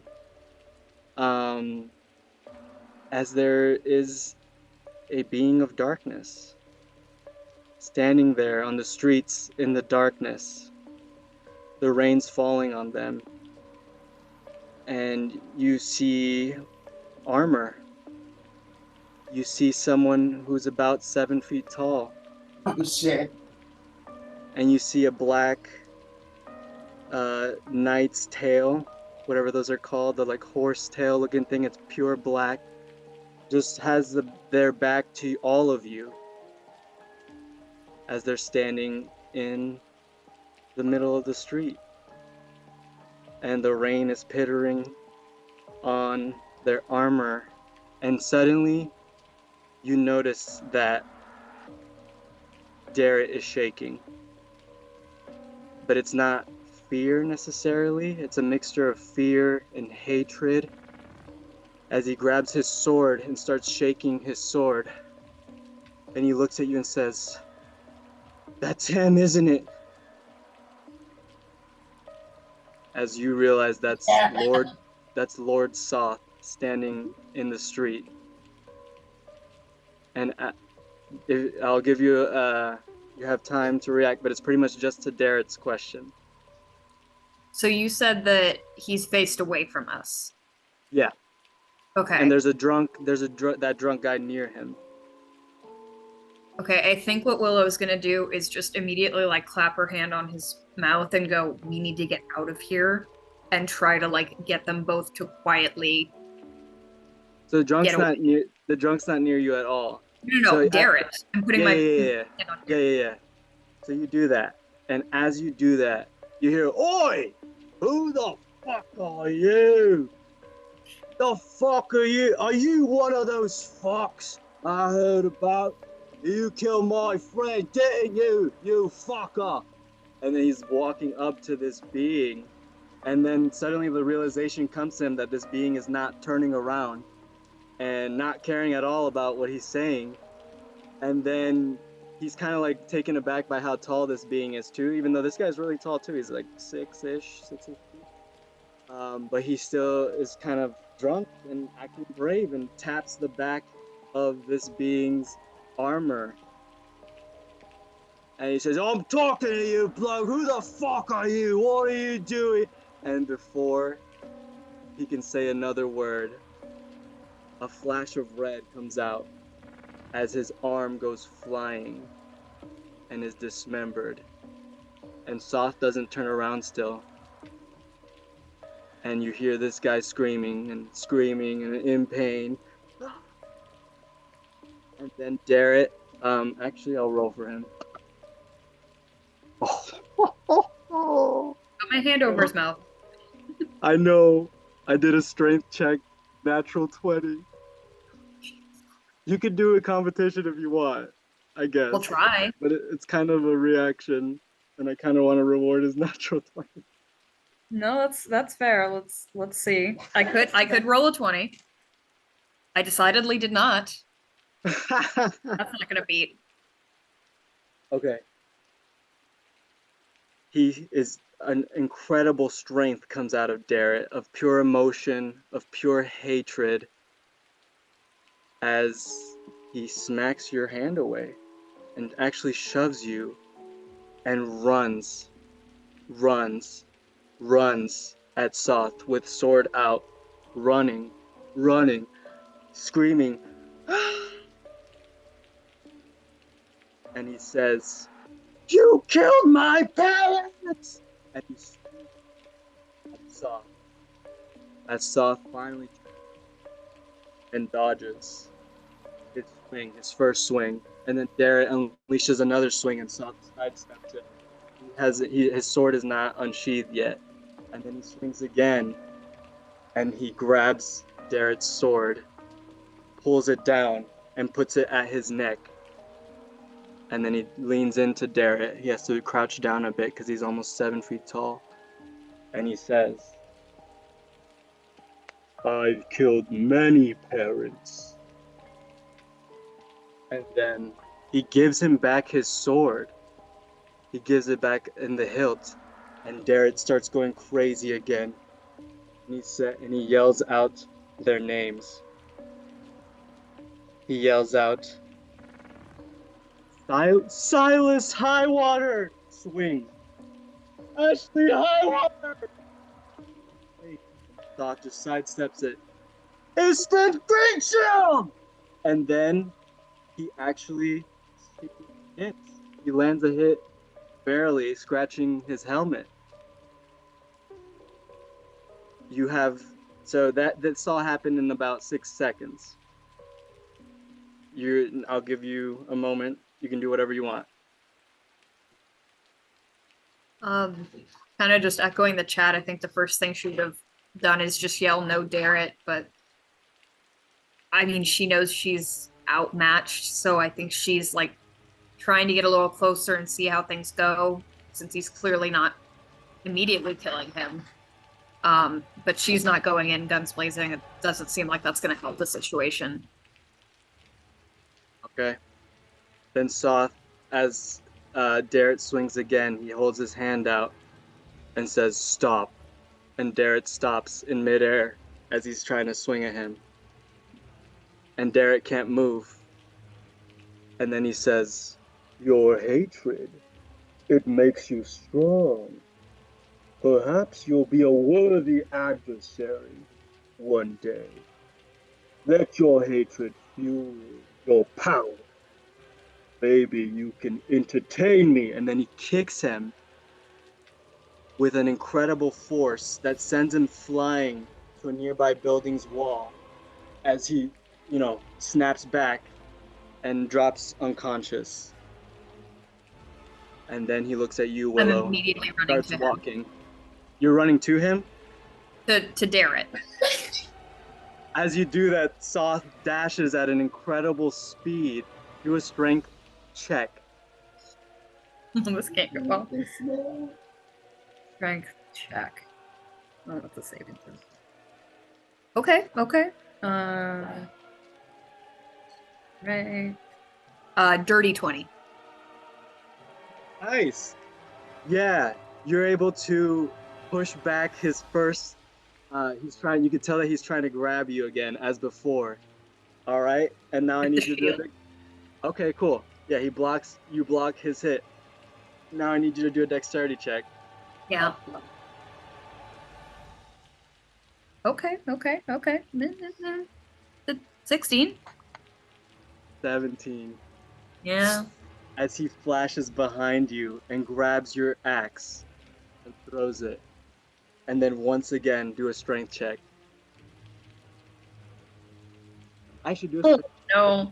Yeah, do a strength check. That's a 7. Okay, Total. 22. So actually with the 22...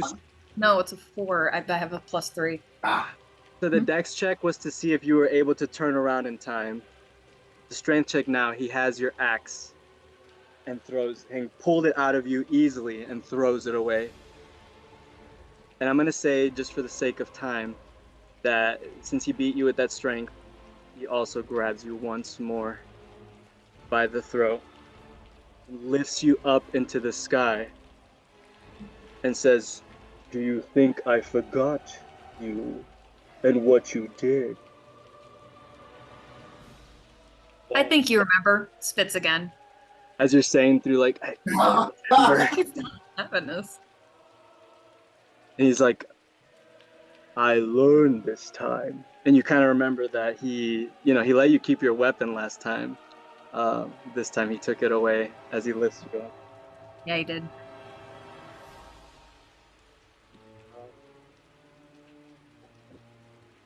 He says, and then he looks at you and says, who are you?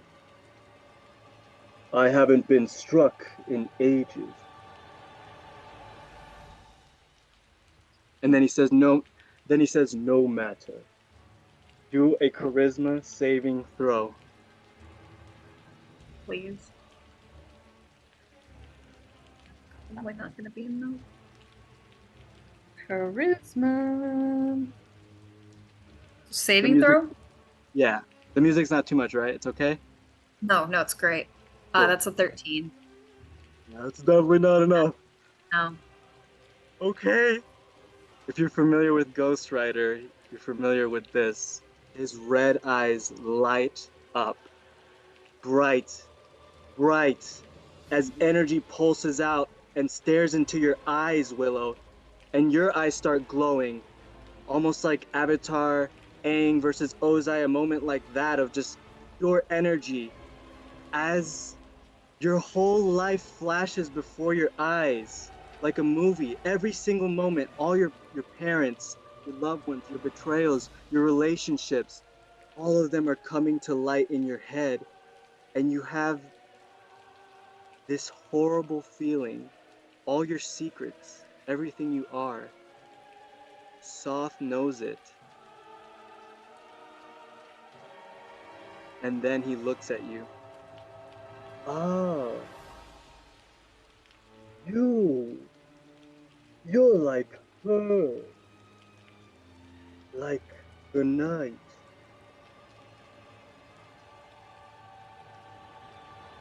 What to do? Sorry.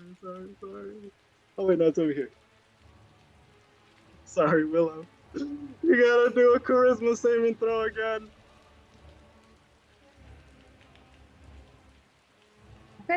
Okay. That's a 19. Oh shit! That saves. So a portal opens up behind you and starts to suck you in. And you're resisting. You're just hanging on. You're just like holding on to Soth. And he's just freaking out because you're able to fight this spell. And the portal disappears. And then you start feeling the life grow out of you, finally. Take 20 damage as he's choking you to death. 30 damage is just happening. And then you see him grab his sword finally, his red blade. He stabs reality. He makes a circle into thin air, and another portal opens as you're losing consciousness, and he throws you through the portal. Mm-hmm. I mean, I go through. What am I supposed to do? Yeah, I know. I'm passed out. I'm out. I'm down pretty much. Yep. Can you guys I hear only me? have 31 hit points. Yep. Yeah, bitch. Okay. So, do we need another break, or are we good? That was intense. I mean, Will isn't good, but I'm good. Yeah. Oh, Errol. So, does he want a Errol. break? Okay, let's do a 5-ish minute break, but it can be 10 if you need to. And Okay. and Willow, We'll do 5. you'll be okay, Willow, but it's scary.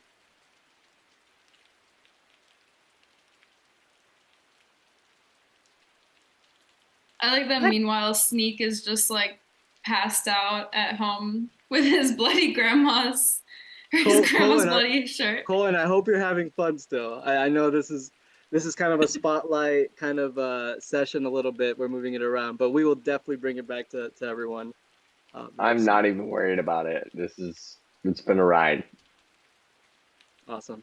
Cool. Let's take a little break. And then yeah, let's try 5-ish, but if you need more, that's okay. Hope you're doing okay, Holly. I'm really good at not proving I'm a sexist DM, right, guys? Immediately after that conversation, Willow versus Soft. Child of Darkness, Lyx, Child of Darkness, Sandbottom. I love it. This bitch just got punted into a different reality. Yeah. Yeah, but hey, you were still awesome. You're pretty cool. Like you resisted that incredibly powerful spell. Um, Thanks. so I'm still cast out in another dimension. that was a cool, I mean, but that was still a cool moment of power. You know, you're just resisting, just I imagine you like literally about to, it's almost like you're getting sucked into a black hole. Like you have, normally no one has any hope of evading that, and you did. You had to use other means. Okay. Um, okay. Are you all right? Everyone okay? Cool. Do a constitution check, Willow. Again. That's not great. Okay. Let me see how not great. Con check. Yeah, that's a 9 total. Ooh, okay. I love narratively, I love what that means. It's okay. But we'll, You might not. yeah. As your vision's blurry, you feel your arms restrained to some kind of metal clasp. And you can barely see anything. Your vision's very blurry, but you can feel something in your arms as if something's taking away your blood or something's being added to you. And you briefly hear, perfect! And like it kind of like blurs out. And then you hear Project Aurochs, Aurax. Project Aurochs, perfect for it! And then you feel this horrible pain, this burning within you, this awful darkness. It's fighting something within your body. It's like your body is fighting itself.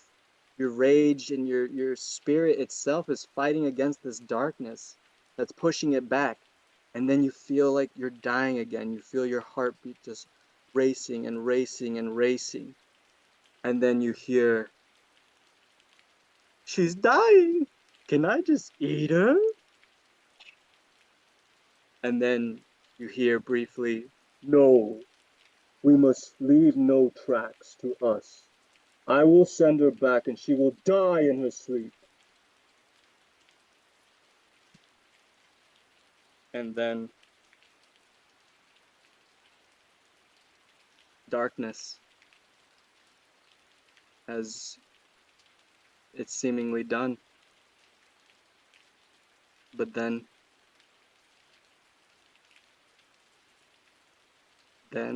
there was an ad. God damn it, hold up. Then there was light. Pure light. As you wake up, kind of on maybe like as if you're getting up from bed or something like that, just still on your legs, but like lurking up. You have everything on you, all your normal stuff, and you're on water, but it's like pure white and reflective water, and the whole area is pure white. It's all whiteness, and this water isn't making, it's not getting your hands or your legs or anything wet, but it's kind of like every time you touch it, it's doing like a little, whatever, that little puddle, droplet sound. Yeah, droplet sound. You could definitely see your reflection. Yeah, you're in this realm. So you said I have all my stuff, like I have my axe back and everything. Yep, but yeah, and it looks like just endless that. The floor is this reflective, watery surface, and it's just whiteness beyond that. I think she's gonna try to use the axe to just kind of see like how solid the ground is under the water. She's really not. I'm lost too. I don't really know what this place is. Yeah, as you do that, you see yourself, and I mean, you look rough, right? You look really, really beat up. You notice these scars on your arms, as if some kind of cuts were made on your arms. And you feel this awful burning darkness inside of you, and it's killing you, and you're writhing in pain. I do another Constitution check, actually. Okay, that's better. That's better.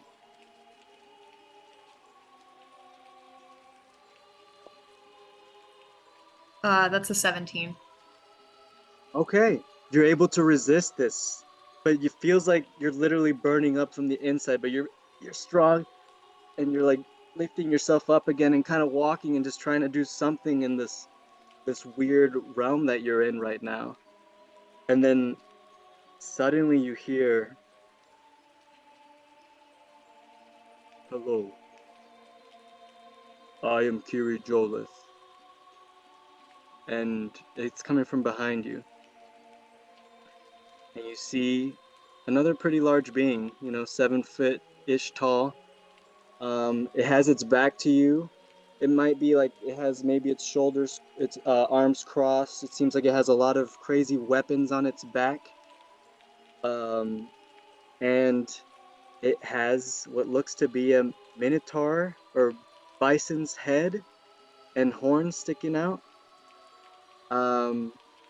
And so it's this weird minotaur-ish humanoid, very tall, very strong and powerful looking. Has kind of like a warrior satchel, but besides that, it has just kind of like a shoulder guard, and nothing else. So minotaur's feet, really strong and large, but its body is like reflecting every now and then into outer space. It looks like the stars are shining upon it on its back. And it still has its back to you, and he says, "I am the god of honor and righteous war. You've been suffering a terrible fate. I'm here to help you."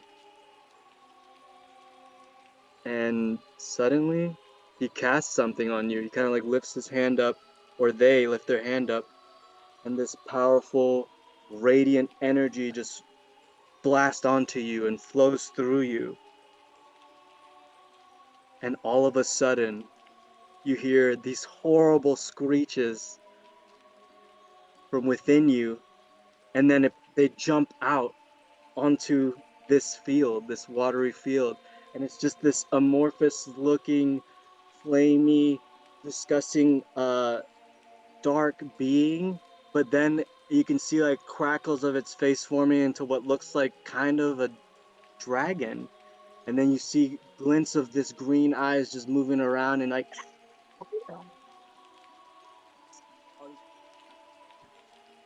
Oh. Can you hear me? Oh, it just does Can you hear me? You didn't hear the screams. It's just like whatever, just like a screech, like a horrifying screech. And then then he turns around and actually looks at you, and you can finally see. Oh, come on. What's going on here? I think she would have like dropped to her knees when the thing was expelled out of her. Like that's just a lot. Okay, yeah. Yeah. It was very painful experience, this thing leaving you, but suddenly you feel a lot better. You don't feel this horrible burning sensation anymore. You don't feel like you're dying.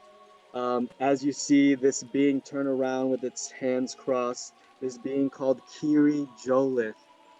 And he looks at you, and his mouth is moving as his form kind of switches between this weird alternating star form and then maybe this just white stony-ish skin that you see here just kind of keeps switching every now and then. And he looks at you and says, "You are proving yourself a capable and even honorable warrior, Willow Venra. You still have much to learn. Your ranged abilities, for example, are poor." And then he says, "My blessing should help with that. Channel its energy into your weapon and attack that foul creature." So can you see the switch? You now have Kiri Jolith's blessing. Stand against darkness. You can imbue your battle axe with radiant light energy, As a reaction, you can strike the ground or any like hard thing with your axe, or you can wave your hand across, or whatever like aesthetic thing you want to do with this to light it up. It provides a bright light, basically becoming a torch. That's not it though. You can unleash a ranged 20-foot beam of radiant energy at enemies now. It uses your normal weapon attack modifiers to hit, and the damage is 1d6 radiant damage. This weapon also does an additional 1d4 radiant damage on melee hits. It has to be lit up though, so all of it has to be lit up. No. So you now have a ranged ability at your disposal, Willow, and you also have the ability to cast some light. And this is pretty much at will. It's your choice. So it's And then almost he- like a cantrip as far as like I don't have like a limit to the amount of times I can do it a day, but it does take a reaction. Okay, cool. Yeah, though. Just So take- the way I would look at this is, if you think you'll need it and you think combat's coming, maybe light it up. But in battle, you'll need to do a reaction. Okay. Does that make sense? So if you're well Yeah. prepared, you don't have to waste a reaction for it. And then he looks at you and says, "You're fighting beings that cannot be killed at melee range, as you have seen. You must finish them off with range." And then he says, "Now strike this creature. Channel my blessing into your weapon." So roll to hit. Yeah.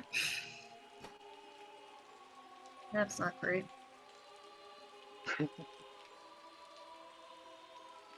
What's the So yeah, modifier?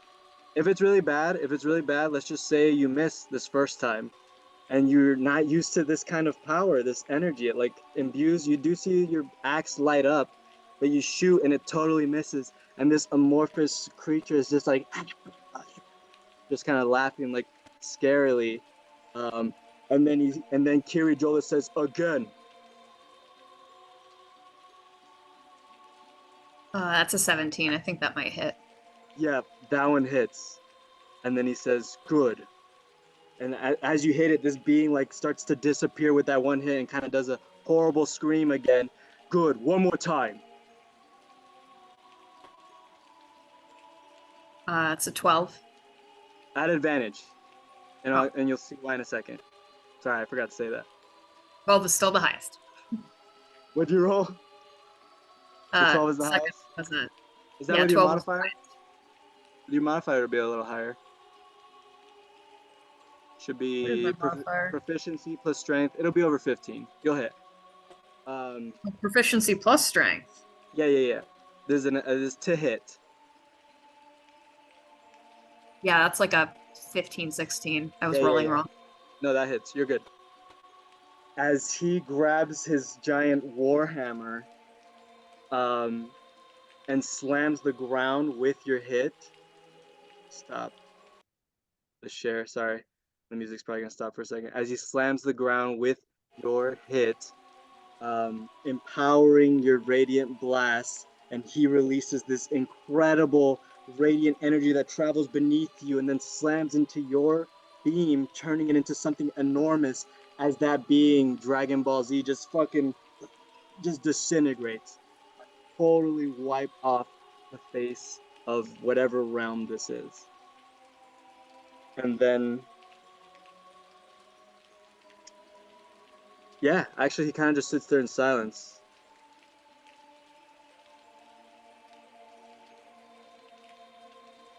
I think that after taking a second to try to like absorb everything that's happened, she's just gonna look up and be like, "Why me?"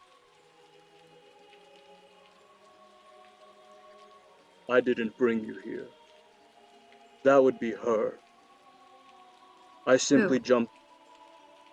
You know who." And do a perception check.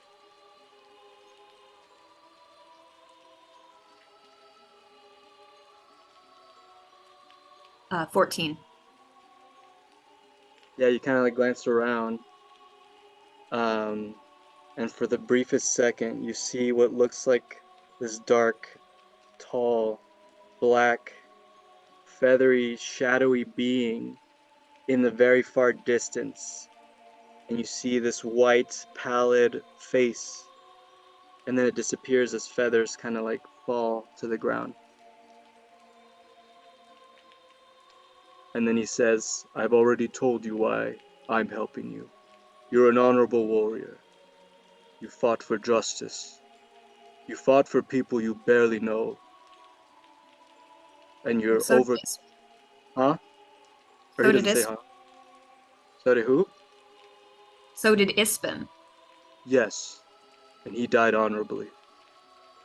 But I am not one to rob someone of a righteous death. That is her doing, and her machinations. But there is terrible darkness spreading on this land. She has awakened. And I don't mean the Raven Queen. I mean Takesis.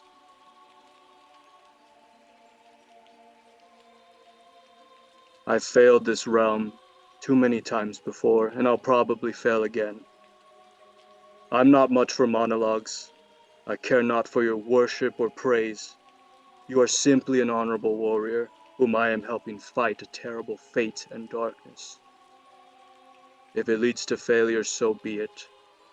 But I'm going to give you a fighting chance. Now, unless you have more to say. And he crosses his arms again. I'm just gonna bow my head a bit and be like, well, please accept my respect instead, and thank you for giving me the spoon. I hope that it helps us in the days ahead. It's going to be very rough. It has been for you. But that is what makes an honorable warrior, one who keeps going. Bravery is not lack of fear. Bravery is facing fear head on and trying to overcome it. Have some rest, Willow Venra. And then he lifts his hands up again, and you feel a long rest, even though you haven't slept. You feel the effects of a long rest. You feel more peace than you have in a long time, as everything kind of goes to white,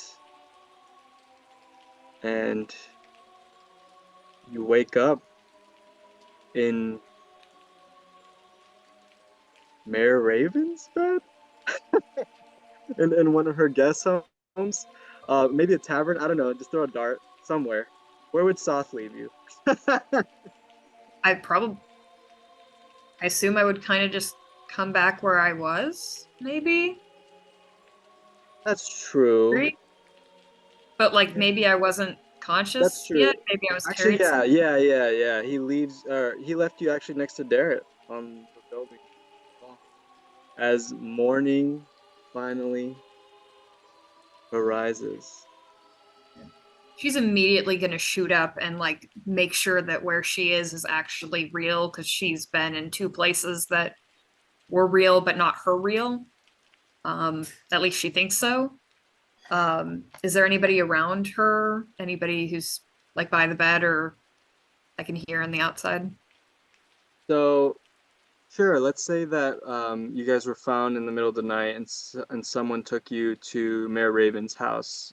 You're in different beds, so there is in another room, another bed. Let me know if this is okay. I actually think that Sneak is here. Yeah, sure. I think Sneak woke up early, bright as day, got his ass over to Vogler to help do the things. I And slept like a sweet baby angel all night long, and I woke up early. I didn't have to deal with nightmares or people No killing me. crazy, no crazy shit. So I woke up at like 5 a.m. I was ready to go. Sunshine characters, I'm telling you. yeah, so Sneak is like waiting around in Mayor Raven's house. You kind of maybe peek out and you kind of see him like maybe, I don't know, doing the little leg kicking on some couch or something. Just kind of waiting as like this town is preparing for a fucking army maybe. She's Um, immediately gonna look for where Darrett is. Yeah, sure he's and yeah, you immediately see a door open, and Becklin is there at Darrett's bedside, and she is shocked to see you up. She says, "You're okay, dear." I am, is he? Yes, he'll be all right. Um, I am afraid to even ask what happened. It was soft. Or at least it really looked like him, and obviously easily dispatched Darrett, who is young, but he's very skilled. And then I went through some rip in reality. It was a weird time. I'm not entirely sure what was real or not. Um, No, I think I know a little bit of what you're saying. He did something to one of, and then she kind of like checks Darrett just to make sure he's still knocked out. To his mother, he sent her somewhere else, and she disappeared. She simply vanished from the realm of existence. Um, I he I need to I need to tell you more. I can't hold back anymore. He's able to control people's bodies. He can command people to do as he wills. And this is not even counting his incredible swordsman abilities and movement abilities and physical abilities. He simply spoke and commanded Darrett's dad to die, and he died on the spot. I never thought he would awaken again, not to this capacity to leave his keep. Um,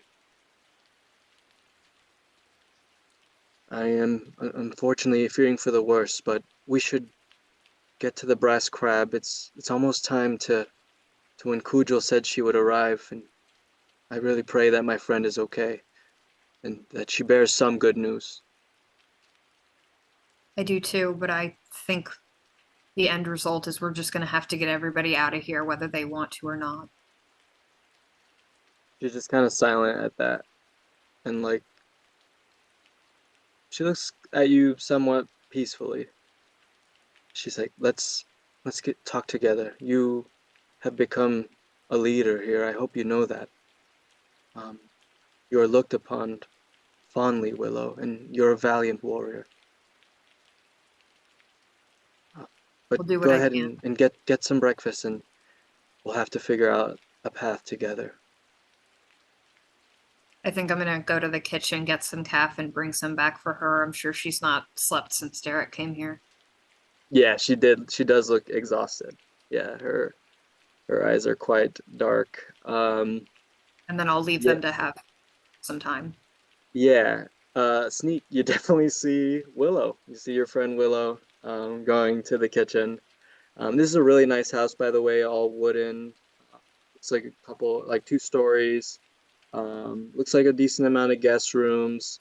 Um, and yeah, it's like a very like foresty, fancy kind of vibe, if you can imagine that, kind of like a fancy cabin-ish kind of vibe. Very homely. And yeah, there actually seems to be a community style kitchen in Mayor Raven's home. Um, so pretty large, and it seems like people do come in and kind of treat it as like a community kitchen. Um, yeah.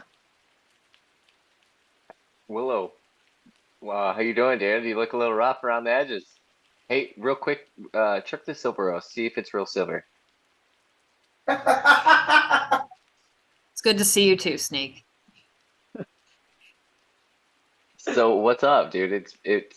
It seems that there was a lot that happened, but anyways, what's up?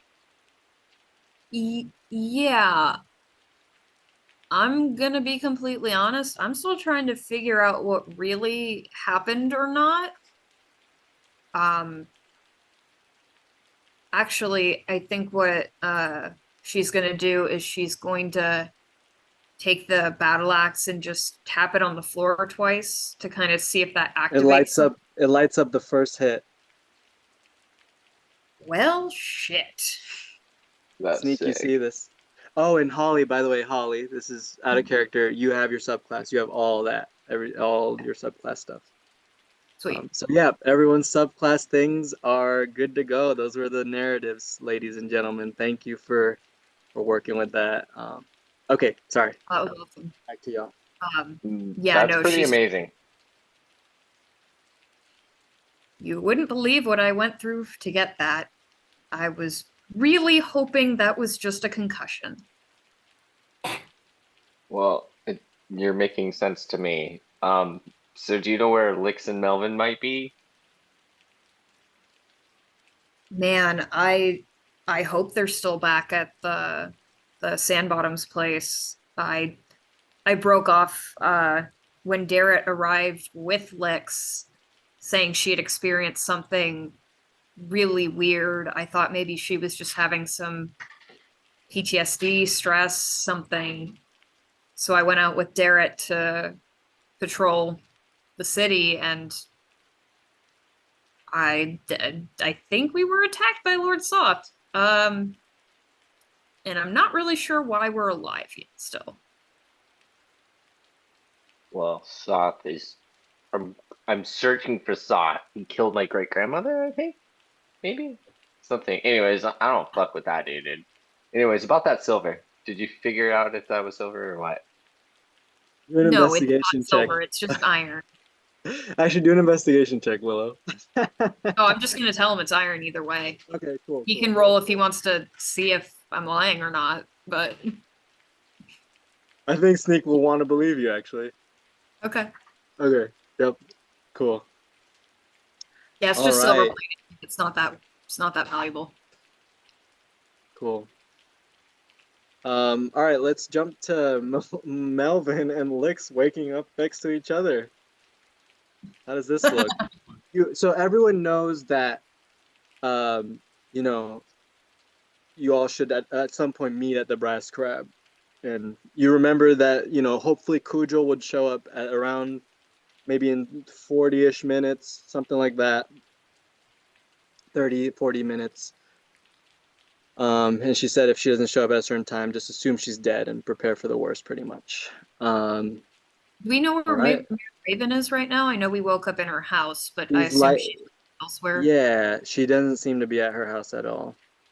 So you kind of Okay. assume she's at the Brass Crab trying to deal with people, or maybe the town square, somewhere like that. Yeah, just to wrap up, if Sneak wants to come along, I was gonna bring the coffee back to Sir Okay, yep. Backlund and tell her that I'm heading out and I can report back if she'd like to stay. And then either head out with her or just with Sneak, if Sneak's cool with that. I don't want to say what you're Yeah, doing. she sees you two, and she says, "Oh, hello, Sneak. It's good to see you, friend." And then she grabs the calf, and she's like, "Well, shall we go?" And she drinks some, and she's like, this is very helpful. Thank you." And yeah, she's pretty much insisting to join you. You both walking through town. Fair enough. Yeah, if there's anything you want to ask her, you definitely can. No, I think I'll save that for when we're actually at the crab and have more people to talk to and confirm things. Sneak, how do you feel about Becklin? I remember you asked her on a date when you first saw her. So how do you feel about her after all this time, just seeing her now? Um, I think I'm still like, I can be rejected and still be your friend. You know what I mean? I'm still excited to see, Becklin. Is there, okay, I guess what I meant to ask was like, is there any feelings? Like she still looks like really cool and powerful. Like, yeah, she's an older woman, but she's strong, and obviously I think I still really admire her. I still really admire okay. Becklin. Yeah, I like, like even if we don't friends, I still really, I still really admire her. I think, Cool. Yeah, Sneak, and you you are not stepdad material. true. True. True, more that he would be a stepdad, right? Yeah, and I guess I wanted to kind of follow up with that just because I thought that was an awesome little intro thing you said. And you both can feel that Becklin highly admires both of you now at this point. And yeah, you guys kind of have like a peaceful-ish walk back. You know, obviously a lot of stress going on, but you're in it together at this point. All right, Lyx, Melvin, you wake up, Sandbottom house.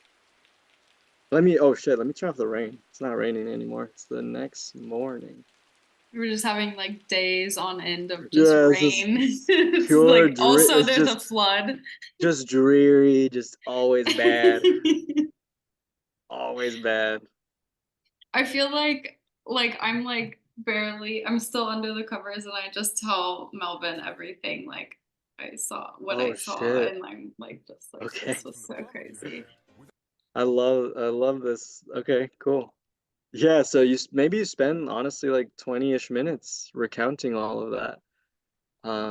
As Melvin wakes up. Um, that's the first thing you hear is this crazy story. That wacky tobacco really must have put me down. Oh my Yeah. God. Everything But just seems to be happening like so fast with this tide with our new powers. I know. Was it been like a week and a half? And I don't think it's going to get any lighter anytime No. sooner. No. I'm honestly scared. Like I'm scared of whatever it is that I have. Feels like a sickness in my body. Melvin sort of thinks about that. But sometimes, Lyx, we don't like all of ourselves, but we still have to hold on to the parts that make us ourselves, what makes you you. The Lyx I know loves to cook, smoke that wacky tobacco, go on nature walks with her dads, and look at the birds. So hold on to that. Even though it's scary, we're going to get through this. Thanks. Honestly, I really needed to hear that. And I'm really happy I have you by my side. Kind of gives her a hug on like two giggling schoolgirls underneath the covers. Every curse Cristian, is a blessing. actually, Cristian, can I get some spell slots back as a concerned spellcaster? Yeah, Did we technically everyone long got rest? yeah, you all long rested at this point. Okay. Willow technically didn't, but got, blessed by a god. Hell yeah. But I do also like, yeah, I want to kind of get ready for the day. So I'm like, Melvin, should we, I don't know, just eat some breakfast and take a beat? Yeah. Okay. Yeah, so your dad, Waywin, has your favorite breakfast rolling for all your friends. He actually had extra, but was like, oh, I guess the other one left. Um, so there's extra of your favorite. Bill Bricks looks pretty shocked. And you can kind of see a box near his stuff that he's been kind of putting stuff away, and he looks pretty silent and just sad. Waywin's trying his best to try and keep a cheery mood, has some calf and tea ready, has, your favorite meal. Kind of says that too. He's like, I made your favorite dish, dear, and brings it to you. And you all enjoy a breakfast. And we'll say that this is all kind of happening as like Willow was talking to Becklin and stuff. So these events are happening at the same time.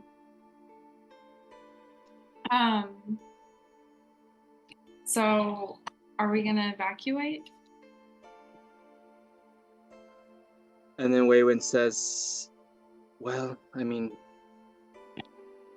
there was a strange red man who took some people that wanted to leave already. He said he was heading to Calaman. He came to the tavern at the Brass Crab last night, and I think Audrey left. Yeah, Audrey left, so I'll need to. Well, I guess I don't need to hire anyone if we're leaving too. Yeah, it's all up in the air, honey. Yeah, I think they're talking about it now. They're hoping that, I mean, that illustrious guy said he was gonna send help to help with the ghouls or whatever, so hopefully they arrive. And as he says that, you actually hear, and Sneak, Becklin, and Willow, you also hear as two ships are sailing in from the Vanguard River up to the wharf. And you see soldiers in blue and gold. And Willow, you recognize immediately that these are soldiers of Calaman coming up to dock at the wharf. And Becklin is immediately like ecstatic, and she's like, they finally arrived! And she starts running, running to the pier. And yeah, what Lyx and Melvin, what do you all do? So Lyx and Melvin, you're at home, you hear these like trumpets or whatever, these loud fanfare. And yeah, Sneak and Willow, what do you all do? You're kind of in the streets, probably near the village circle, as Becklin just heads over. You had me in the first half, I ain't gonna lie. I was nervous at first, and then I was like, I saw them blue and gold, and I was like, all right, good, we're good. No, for real. I was like, fuck. I think Willow is not going to be as relieved by this as everybody else is, and she's just gonna take it as a good sign, but still head on to the Brass Crab to talk strategy. Cool. All right, so Willow, you head to the Brass Crab. Sneak, what are you doing? You're following Willow as well. Okay. So yeah, you kind of see Becklin and Willow part ways, and you're like, and you go with Willow. Yeah, Melvin and Lyx, Child of Darkness. Can we see them? Like, if we stepped out of the house, would we see the ships? Yeah.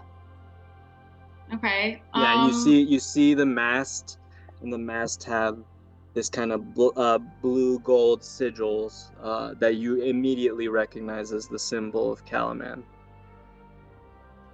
And they're going toward the wharf. Yeah, so they're docking, right? They're docking near Vogler's Crossing, actually. The destroyed bridge. Yeah, I was gonna say, Alvin, should we go, I don't know, see the soldiers? And I don't know, like, I really want to be getting that, whatever Misko left for us. We're right there. Cool. That sounds like a good idea.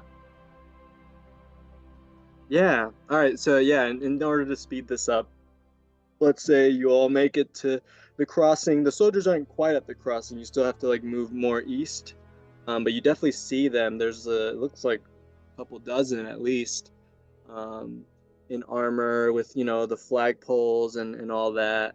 And it looks like some honestly pretty handsome looking human with long kind of dirty-ish blonde hair and a beard. Kind of looks like that guy from Lord of the Rings that rides the horses and is like killing all those what's his name? You guys know who I'm talking about.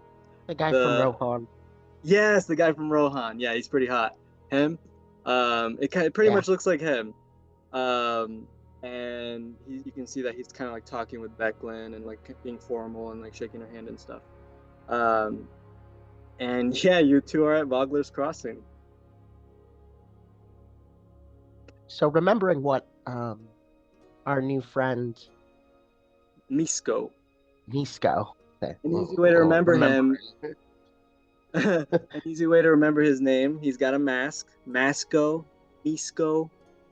Ah, Misco soup. Okay, anyway, I'm gonna go ahead. Oh. Yeah, this is the last thing. This is the last thing. So I'll, normally I'd make you do I don't know, fucking acrobatics, but whatever. You two work together. You make it under the bridge.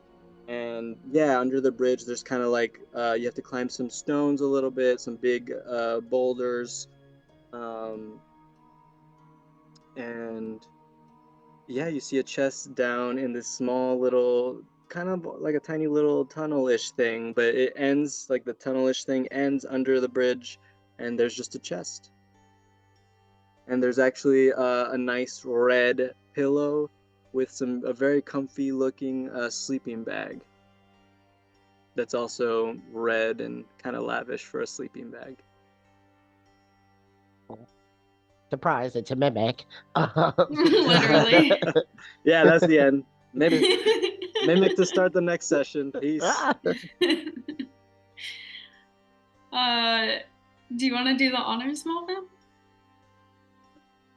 Opens it. Yeah. There's a note, and the note says, "Sometimes when the heart is broken, we all need a little pick-me-up from our friends, or a good potion." And then it's signed Misco the Adventurer.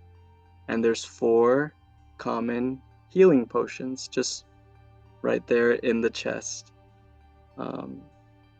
Yeah. Do you take all of them, or do you think you'll spread them out? I'm just kind of thinking like for efficiency in the future. Yeah, everyone's gonna grab one. Okay, cool. You each get a common healing potion eventually. And also don't forget the 100 gold from Raven. She'll give it to you. I mean, you're all gonna meet at the Brass Crab next session. And that's it. So our friend Misco leaves a weary traveler with a bunch of health potions to help them out. So yeah, we'll end on that more hopeful note as the soldiers of Calaman arrive. I mean, they were expecting to help with a ghoul problem, but they might need to help with something else instead. And that is all. That's all, folks. Great Hell yeah. session. Well done. Yeah, thank you as always. That was amazing. Oh, that was a good one. Thank you all. And yeah, and I appreciate, like, sometimes I want to really like focus in on some of your characters. So I really appreciate those of you who maybe aren't like the spotlight of the sessions. I hope you still enjoy it. I hope you still enjoy seeing it's the so other cool. stories. Yeah. And I'm someone who isn't against at all splitting the party and like doing these kind of things. But for the most part, I like to keep you guys together. So we'll get back to that, obviously. But yeah, awesome. I'm glad you all enjoyed it, and I'll see you all. I think we said the 22nd, whatever that Monday was. I'm sad now. I'm like, we gotta wait 3 weeks. Surprise, Yeah. all. It's the European vacation. No. Yeah. So definitely think about, I guess spoilers, like the Brass Crab is going to be pretty crazy. There's a lot of commotion going on, people freaking out. So maybe think about how your characters are going to react to that, how they want to help Vogler, what they're thinking of. But the leaders are going to kind of come together, and you guys are going to be involved with that to discuss what the hell to do, basically. So keep that in mind, I guess. And yeah, let me know if you have a wish or a star or any of that stuff. But I had a great session. Colton, thanks for recording. I look forward to hearing it already, honestly. And yeah, I'll see you guys in a bit longer than 2 weeks. But we're cooking, we're advancing. It was a lot of fun. Great storytelling, Christian. You did great, man. Thank you. As All right. always. You guys, thank you so much. You guys were awesome too. You make me laugh and have a good time, and you have good vibes with my nightmares. So I appreciate that too. Always let me know if I ever cross a boundary. But I'm on your side, so I'm not trying to totally torture you. All right. Well, you guys have a good night, and I'll see you in 3 weeks or whatever it is. Bye.